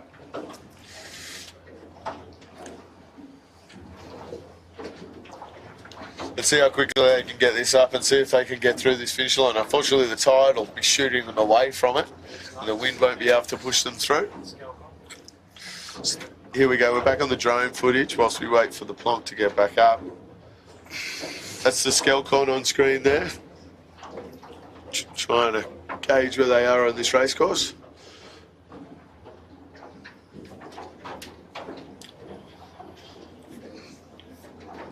We're just sitting down the bottom of the course ourselves, trying to catch the end of this 13 race as they finish up their regatta.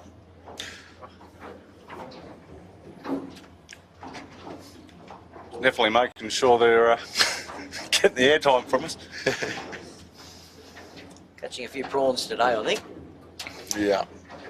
Jumped the gun a little bit there, I think. Should have got that whole thing away and just cruised through under two sails. NHS and Skelcon there on screen, charging along. Good battle between the two Belmont boats there. The part I find funny, guys, is like a lot of the Manly guys aren't up there in this, and this is their sort of water. You know, but mind you, it's relatively flat here this week.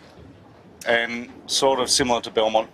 Yeah, it's not, there's Relative. a bit of chop out here in the middle, but bottom and top of the course is fairly flat.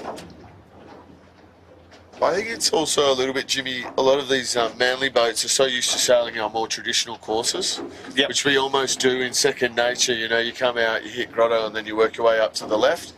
Whereas where we've had these, and then also where I've seen a lot of the Manly boats, they sort of get lost up the top end of the course. We're not really used to getting away over into Little Manly area.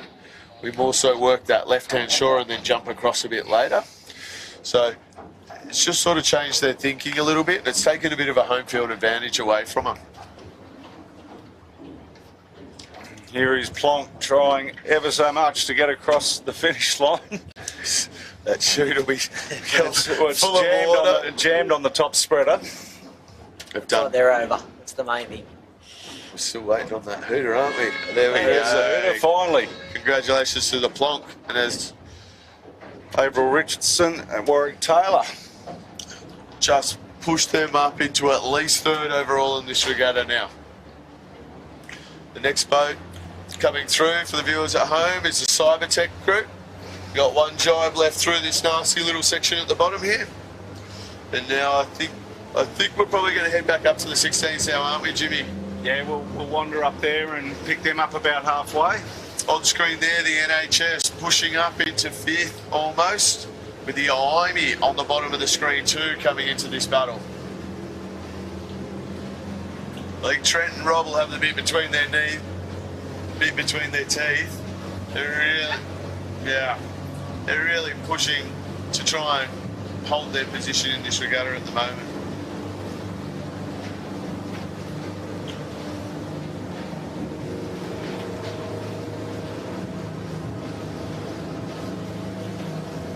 Contrast from where we are to where they are on the screen. It's two different breezes, isn't it?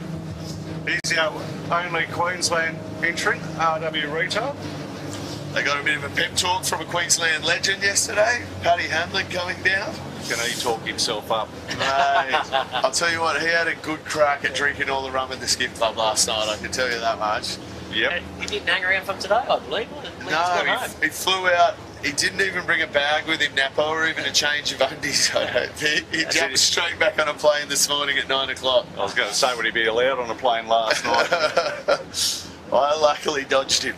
I managed to give him the shake at about 10:30. Got myself home and tucked myself away in bed. So did you say our only Queensland boat? Yeah, mate. Yeah, don't know whether it's the time of year, what the story is, but yeah, they just couldn't send more than one down this year, which is a shame. But hopefully see more of them next year. In terms of Number 40 in the 13s, Paulie on screen. Who's that one? I think it's Cheeky, isn't it? I believe it is Cheeky. They're having a good race there. So it's quite tight in the 13s as we go through the points too. You know, there's a few little battles within the battles. So the Cheeky and the number 9 have got to, whoever pretty much comes out ahead of those two today is going to be able to push through. Our leaders are just going past us in the SKE Electrical. And I did notice up the top of that course, whilst the Noakes did jump ahead of the Moon and halfway up the Moon and actually rounded in second. Yes, they have. And Noakes have drived out, which is interesting. Driving straight back, Nabo. Yep. I'll be just clearing their air and having a clear lane down to the bottom. So Yeah. that's 4 times, Jimmy, to the top. This is the One more to go. 4th. Yep. Thanks for reminding me. Ping comes out. I think they might have been jumping out there. There's a lot of port tackers coming into that mark, isn't there, Lee? It's just, as you said, keep your nose clean for these guys. Yeah, I don't think they're too worried about Moonin. I'll just let them go if they have to, and just be a very conservative last lap and nurse the boat around. Yeah, and sort of take it all in as well. Absolutely. There's still a few boats coming upwind, so they'll have to get their eyes out of the boat just to keep it clean. I mean, after those first 2 starts where it looked like Typhoon did a real number on them, you know, they figured it out for that 3rd one and managed to jump out of the line. It was pretty much as you said, if they can get themselves towards the front end, they'll trust themselves and their speed to be able to push through. So I think they were very lucky with those first two starts. I'd like to hear the stories when we get back to shore. Yeah, I can't wait. So just behind this leading three, there's like a big gap to first. The Moonin and the Noakes going around together, and then there's the Nozomi leading another 4 boats in a very tight battle for fourth at the moment. So just for the viewers, we got one more time down to the bottom gate, back to the top, and then a short run to the finish. Yeah, and then they'll have a finish about where they started. I think they'll do another change of course and push it back over. We would have been finishing the other races previously in the week. A few more jibes going down this angle. It looks like the breeze has gone a little bit more to the east. It's definitely backed off a bit.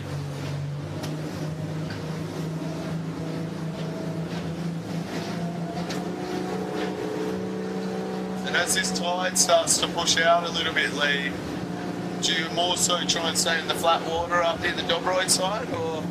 You've still got the swell coming through the heads to play with as well. So on the starboard jibe, you can really work the boat forward on some of these swells and push through. Yeah.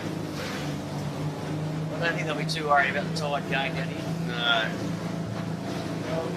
It's not so much the tide that I always worry about here, it's more so the sea state and how it affects you. You know, if you're in flatter water, you can really send it a little bit harder, can't you? Especially when they're doing their turn. They want to turn the corner, they want to make sure that they're out on the chop and have a nice clean jibe. Yeah. As we saw with the block before, it's that choppy water that can get you a bit upset on a jibe. Sure can. They look quite comfortable there. They'll just nurse it down to this gate and then another work to go. Work hard up to the next one. There's the Moonin in the background. Yeah, they've jumped out, so I don't think they'll be too worried about that. Moonin's roughy, sailing very well today. The body language on the Noakes, though, it's quite relaxed, isn't it? They don't look like they're pushing super hard there, do they, Lee? No, they're just, as I said, I think they're just nursing the ship around to make sure nothing breaks, and a top 4 finish we'll be happy with. Very happy. They jibe now. I think they just seen this kumquat coming through the dive alleyway boat here. coming through with a huge weight coming off it. That's They probably looked at that and went, you know what, we won't go through that if we don't have to. That's right. yeah, the Moonin's done really well, just did step out a tiny bit there. There's I think we 1, see- 2 and 3 on screen. I think you'll find NHS has moved up to 4. They look to be getting close up that last one. Oh, no. There's a big sea state off the back of this dive boat. You can see them flog the kite. Again, they're just nursing it. Hang in there, and then they've got to get through the other side. So you'll probably see them blow the kite again here. The other side's actually the scarier side, isn't it, Lee? Yeah. Where you're running down it. They'll just ease their way through this and hopefully not to bury the nose. And they're right now, they're through it, off they go again. Very nicely done by the boys there. Seen them in the 18 footers, Nabo, Woody, that one, it absolutely sunk him like I'm sure the bow pole hit the bottom of the top point piper there. Pitch poles in those things. Yep. So again, nursing it into the bottom mark here, and they'll just drop the bike and hopefully turn a corner. Back behind him is It's a tight closing run. in. NHS with the Moonin shoot.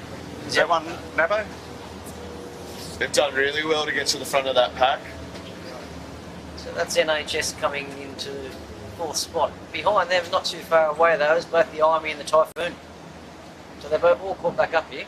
And I can't. The only boat that was sort of missing from this top pack that's been up there all week is the Sail Racing, which are a long way back up the course, unfortunately. It would have been good to have seen them in this battle with the Army, trying to get into 4th position. So Nozomi and Army next, followed by Skillcon, mate. Skillcon. Right. And the I'm Cunninghams. learning logos this week. It's been good. At least they're nice and big, you can read them. Yeah. Have a look at the one on the on NHS when we see them a bit later on. He's, I reckon, the most improved throughout the regatta, Cunningham's. Next around.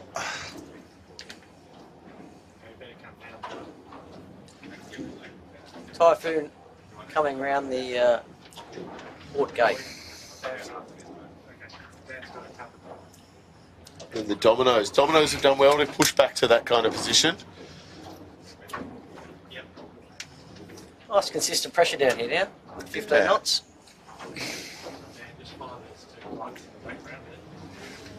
Lovely day for a Saturday sail. Yeah, perfect day for a Saturday sail. This is what we've been hoping for all year. I think it's the first proper nor'easter we've had down here for the 16s, isn't it, Jimmy? Yeah, mate. Yeah, it's a lot of east, a lot of southeast, A lot of west. a lot of west. Like, yeah, we just haven't. Just nor'easter just haven't been around. Like, you know, last year in the 18 for skiffs, we didn't get one nor'east course. Wow. In the whole season. So La Nina. I think so. I don't know, mate. I've just got some Vaseline to put on this ear because it gets chewed off tomorrow. I'm back with Bucko. So the left ear is ready to be chewed. Eric's removal's just going around the right-hand, left-hand turn mark. I have Noakes in the drink on Grotto Point. So Noakes have just had a capsize on Grotto Point. They're in a... They're back up. Not a place to capsize in there. It's very shallow, very rocky. Depends how close they are. But there is a fleet very close behind them, that being Skelkong, and of course, Typhoon. Well, the battle is on up there. We might as well, I think, once we get these guys around, we'll duck up and hitch onto the Typhoon Noakes Imey battle there and see. So guys, we need to get into Noakes at the back of it as that goes across the finish line.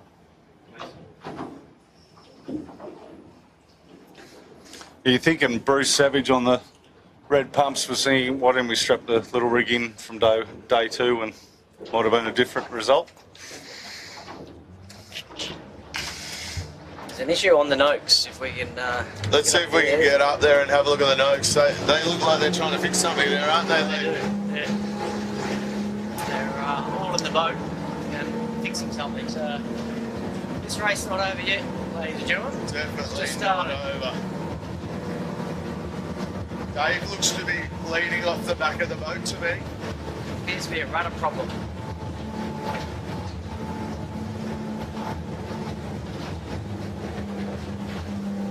I don't think they've got a rudder. Unless it's come off the gudgeons, maybe. Maybe the rudder's come off the gudgeons, or the pin's popped out. And as we say this, we have the Typhoon just crossing them now. It's starting to get a little bit hairy here, isn't it? We're seeing a few little drop main sheets. This race is not over by any stretch of the imagination. So it looks to me, guys, that the rudder pin has popped out Yep. at the top of the rudder. So they're trying to get the rudder in to the bottom gudgeon. Not an easy job to do on the side. This would be one of the most difficult things I think you could do. Oh, it's bent. They got Big Mac ripping at it, buddy, but There's only one bloke who will do that with those hands, and that's Mackie. Okay, the hammers. They're almost up. Right, back in, but I think they've got it back in.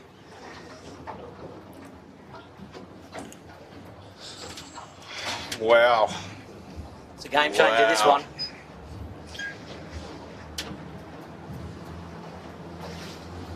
You can just see Ricky there, just like he's just gutted. Disappointment there, isn't it? Yeah, like, yeah.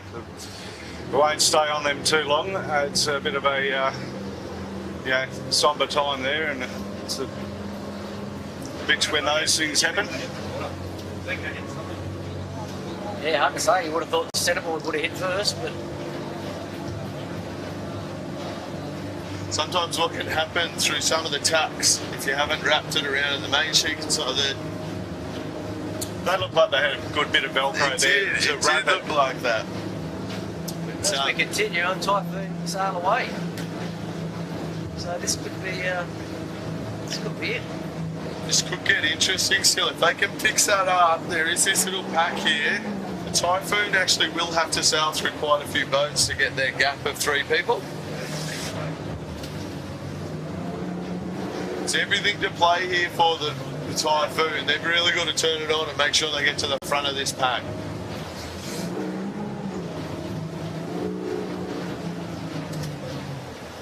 So the Noakes are still on the side, so not good news, I don't think. Not good news. Yeah, come on.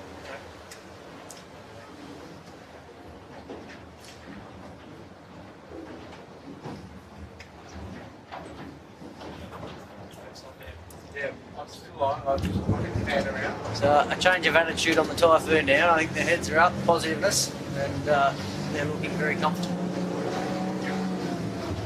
As you see them on screen, heads are out of the water, and off they go again. Noakes still on their side for everyone at home, unfortunately.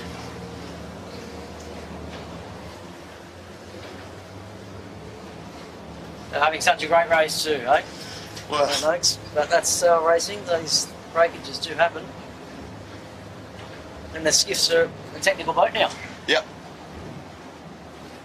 It'll be really interesting just to find out what actually happened there, because, you know, it's not a common thing to happen, a rudder pin popping up.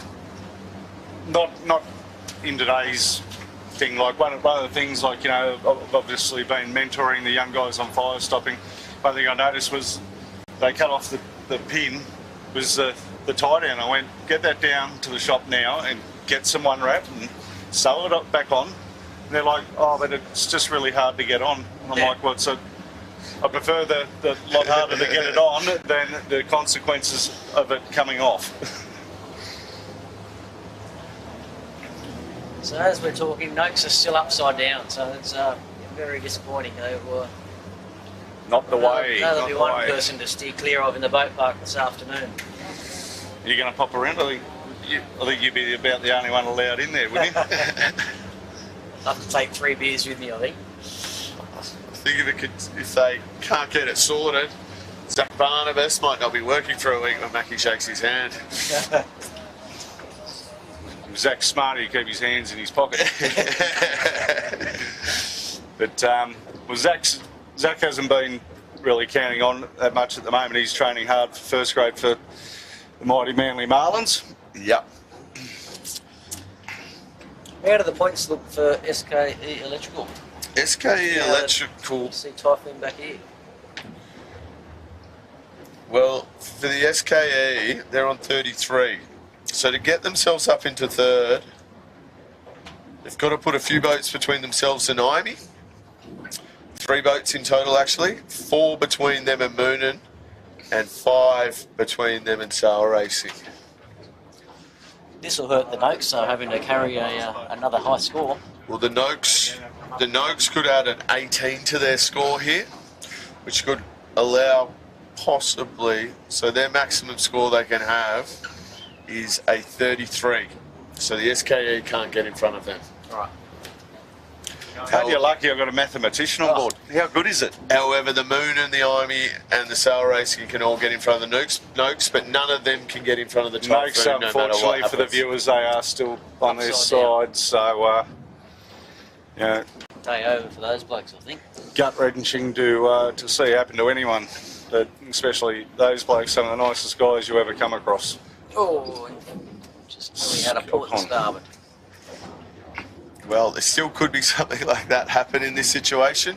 However, I do believe if something was to happen to the Typhoon when the drop sole come into play, they can't be touched by any of these boats still up and running, and they've got a lot better drop than the Noakes. So Nathan and the Typhoon really pulled their heads out of this beat, and they've Yeah. just taken 3 or 4 boats. So poured themselves right up into 3rd or 4th position. They've hit their turbo button, haven't they? They have. This is the SKE around for the 5th time, right? Correct. They're just at the top mark now, in the back of screen, and we'll wait for them here and follow them to the finish. Then we'll double back and I guess pick up the Let's see if any- Typhoon everyone else. See if anyone can pick a lay into this finish line today, Jimmy. That's been a huge problem all this week. Napa, just everyone overcooking it, undercooking it. Nah, all going past. All of them having to drop early and work up back around it.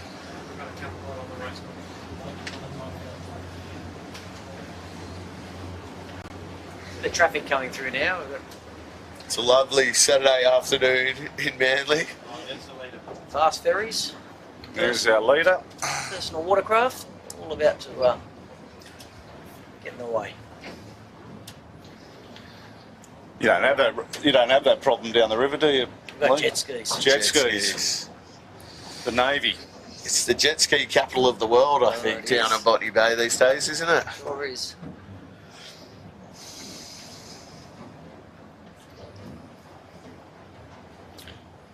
This is an absolute massive lead. I think it's the biggest one we've seen all week. Yep. So He's a good minute and a half in front, isn't he? So the Moonan's still probably got a 10-second sailing into the mark.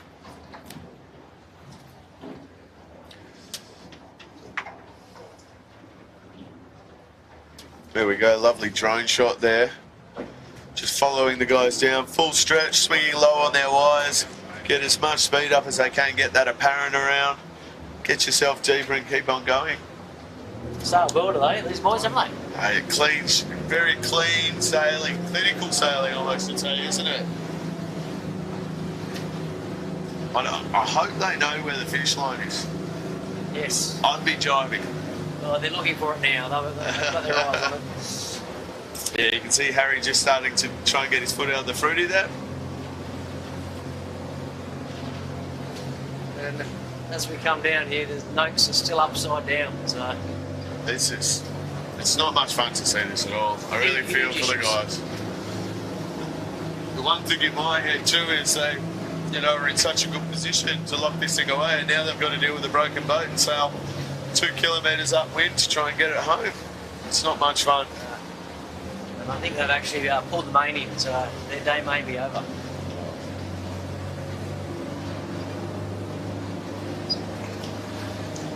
We're almost sitting on top of the SKE there. It was great. They've picked a lovely lane into here. Yep. Looks like the boys on the SKE are not at full stretch. They're just trying to soak down, hit that pin end of the line. There's a finish line in the background, the blue mark.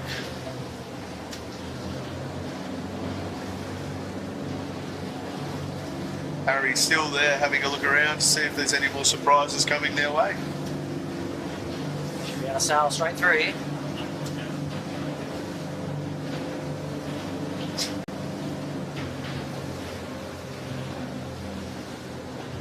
Just got infinite rigging coming just behind SKE Electrical. Bit of wash, bit of boat wash to get that to go over. Oh.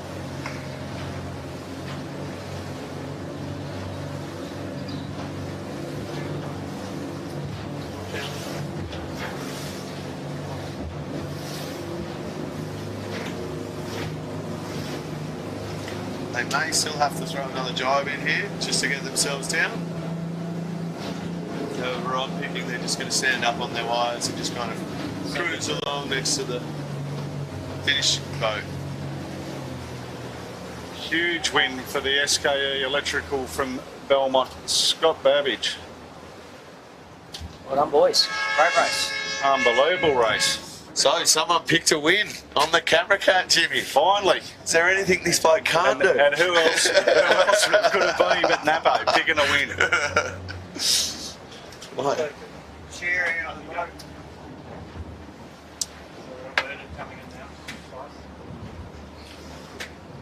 It'd be great here if Chit's got his camera ready again. Oh, is this all happening again? It's the Mooner just going through the kumquat wash. This is what Pressure line here now. 15 knots, 16 knots. this is where Chit's has got one of his most famous shots of Matty Stenter doing a big trip around the front of the bow. But I think they'll be a bit wary of that today and just make sure they get through the line nice and safe.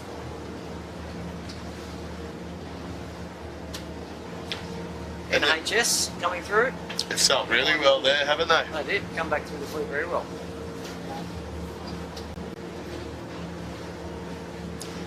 And there's the Moonin just driving across now. Well done, Ruffy and the team. Guys, there's a problem on the Typhoon. They're coming downhill without a spinnaker. They are too. Have they had a swim? The spinninger's back up now. Maybe they've just been in the drink. I'm thinking the only thing I can think of, or possibly that spinnaker does look a little bit wet there, doesn't it? It does. Popping out now. They're back up and running, but yeah, I think they've had a swim and maybe they've got a bit more. I think with the notes pulled out now though, they were actually the only boat that could beat them. So they could not even sail through the finishing line here, and I think they've got it. However,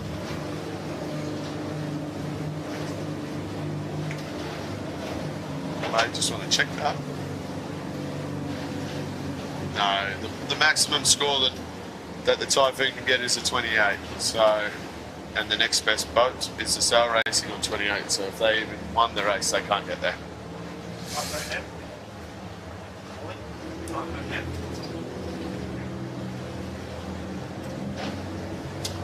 Here we go, ladies and gentlemen, with these guys straight to the finish.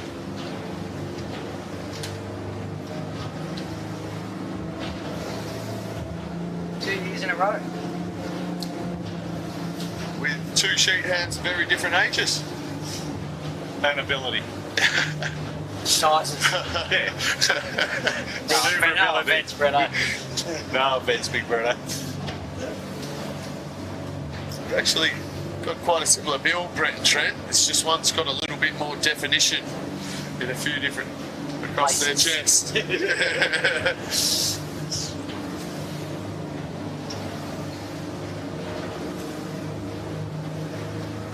Bretto will be at home, I'd say, watching this from afar and cheering these boys on.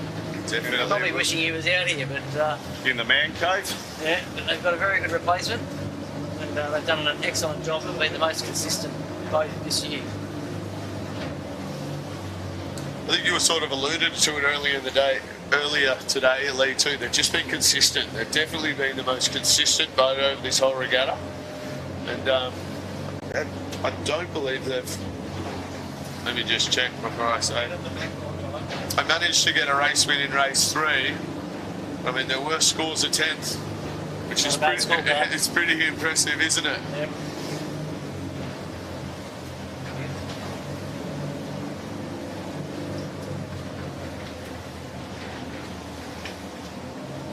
There you can see the boys happy as. Congratulations, Typhoon. Congratulations. Well done. Nathan Wilmot, Malcolm Page, Zach Marlis, 2023 Australian champions. Get away, guys!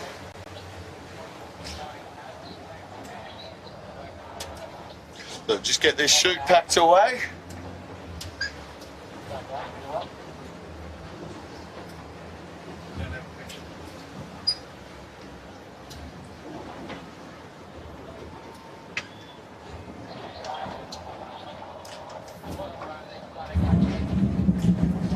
I think Zach Barnabas has been very well behaved this week, trying to stay away from the pub a little bit. If anybody can keep that man away from a schooner this afternoon, they'll be doing very well.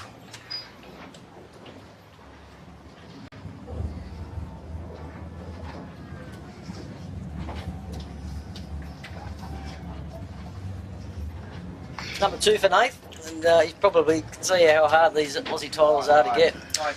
Well, he worked so hard at trying to get one. I think he said it was his 8th crack at it when he finally got one last year, and now he's got another one. So they have been putting a lot of time in. I know they've done a lot of development on the boats. Him and Malcolm together, working with Baz. The one happy team owner, Craig Nichols. Absolutely. And And sponsor, Jimmy. yeah, and sponsor Russell and Colin Boyle. You know, they've been at this for not a million years. I don't want to age it, but for a very long time, you know, they've always had boats called Typhoon, and they took it under their wing and sponsored Craig Nichols and various crews over the years. And then, you know, this program all sort of got hatched together after Craig's injury from Port Stephens when he got his leg punched. It came back to bite him, and Mal and Nathan were looking for a boat, and Craig was looking for someone to sail, and the rest is history. You know, they formed quite a deep bank of people to lean on and use, and you know, the amount of effort that has gone in, as you said, changing everything, like even to the point they've got rid of the 2 tiller extensions completely off the boat. They've gone and thrown them away. So bad luck for Craig. The trap line's gone. They've removed all the fittings that go for the trap line because they know Craig won't come and put them back on. So he's resigned to the fact. But you know, he'll be a very proud owner, and Colin and Russ will be pretty stoked, and Sonia will be pretty stoked. This will be a very popular win for the Manly club. That's for sure. The Typhoon has been around as long as we've been sailing Skiff's Napo. So. Yep. Since I've been sailing juniors, there's always been a Typhoon in the fleet out here. Yeah. So it's Nichols has always had it, I think, the whole time. And known as the coloured shirts. Yeah, the mighty Hawaiian shirt era. But and I think Zach will be a very popular winner too. You know, he's one of these younger generation coming through. He's only 21, 22 years old himself. Fantastic, isn't it? Yeah, and I mean, I think that's 3 generations of Barnabases now that have probably won this title, which is pretty amazing in itself, isn't it? That's incredible. That is incredible. All.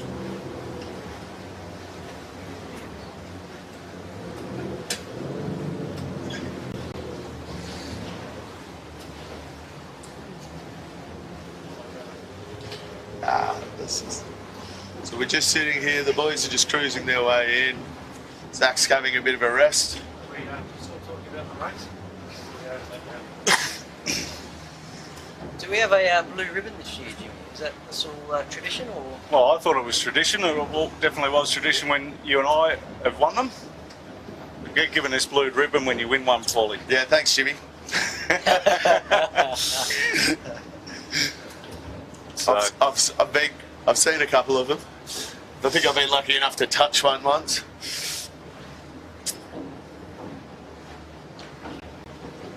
Well, that was not happened to the fat lady sings that race, was it?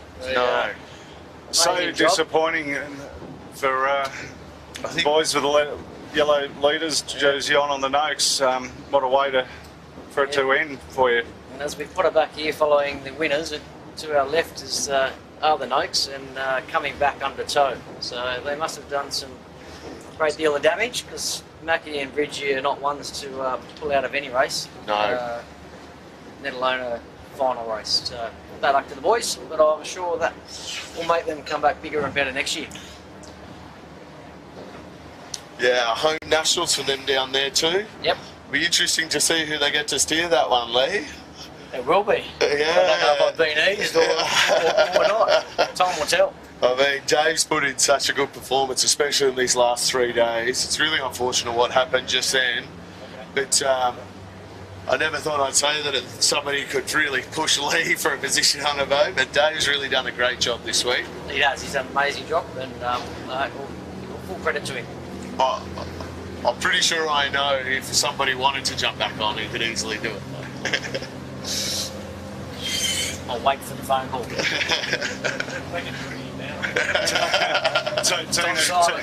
Tina's already booked the next holiday, hasn't she, mate? Don't answer phones on the weekend. No, so I got to that point where I was just, you'd ring it back Monday and go, oh, sorry, I just had a missed call. And they're like, we need you to sail Saturday or Sunday. You're like, oh, right, sorry. Fortunately, the people who have been calling me up this year is Mal called me up one day. I was really looking forward to doing it, but I was at a work Christmas party. And me and Steve-O like to enjoy our work Christmas parties together. And I told Mal, I don't think you really want me on a boat tomorrow. Just getting comms at the bottom rudder gudgeon, it went on Noakes. So, yeah, it's a... Which is unusual for Mackie, because it's a boat maintenance thing, and anybody knows Mackie's boats. They are 100% immaculate. pristine. Yeah. So it'll be interesting to have a look and see what actually went.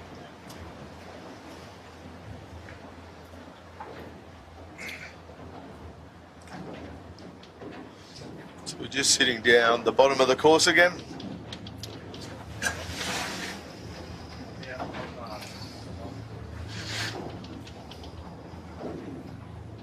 Can't see the boat. I'm trying to turn around.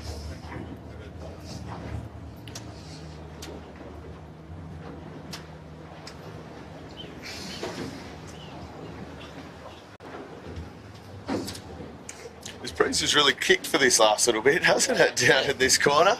His boats coming through now are really probably getting the best rides of the day, coming into the finish. Sail racing, Paulie, with the white spinning? I think that's the No. Infinity rigging. Infinity rigging from down at St George. There's probably 4 or 5 boats left. Some of them possibly still working up to the top, but that's the Infinity rigging on screen there, going between the gates, pushing up to. Oh! Some nice mementos from Manly for them. A couple of nice bruises for the crew.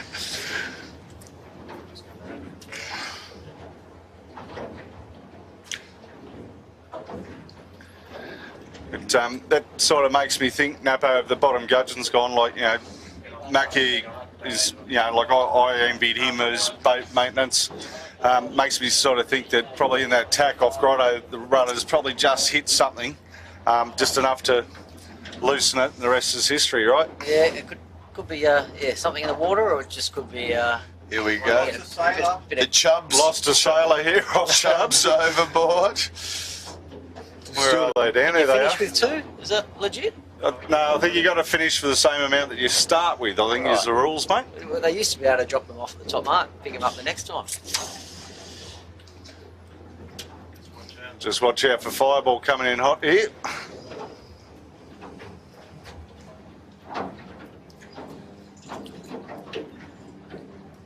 There's our swimmer on camera. He's just going to swim through the finish here. The hardest swim you ever have with the trapeze. I suppose you never wore one, did you? But swimming with a trapeze harness is not much fun, is it, Jimmy? No, definitely not. And It's the most awkward, most uncomfortable feeling. But that is what it is.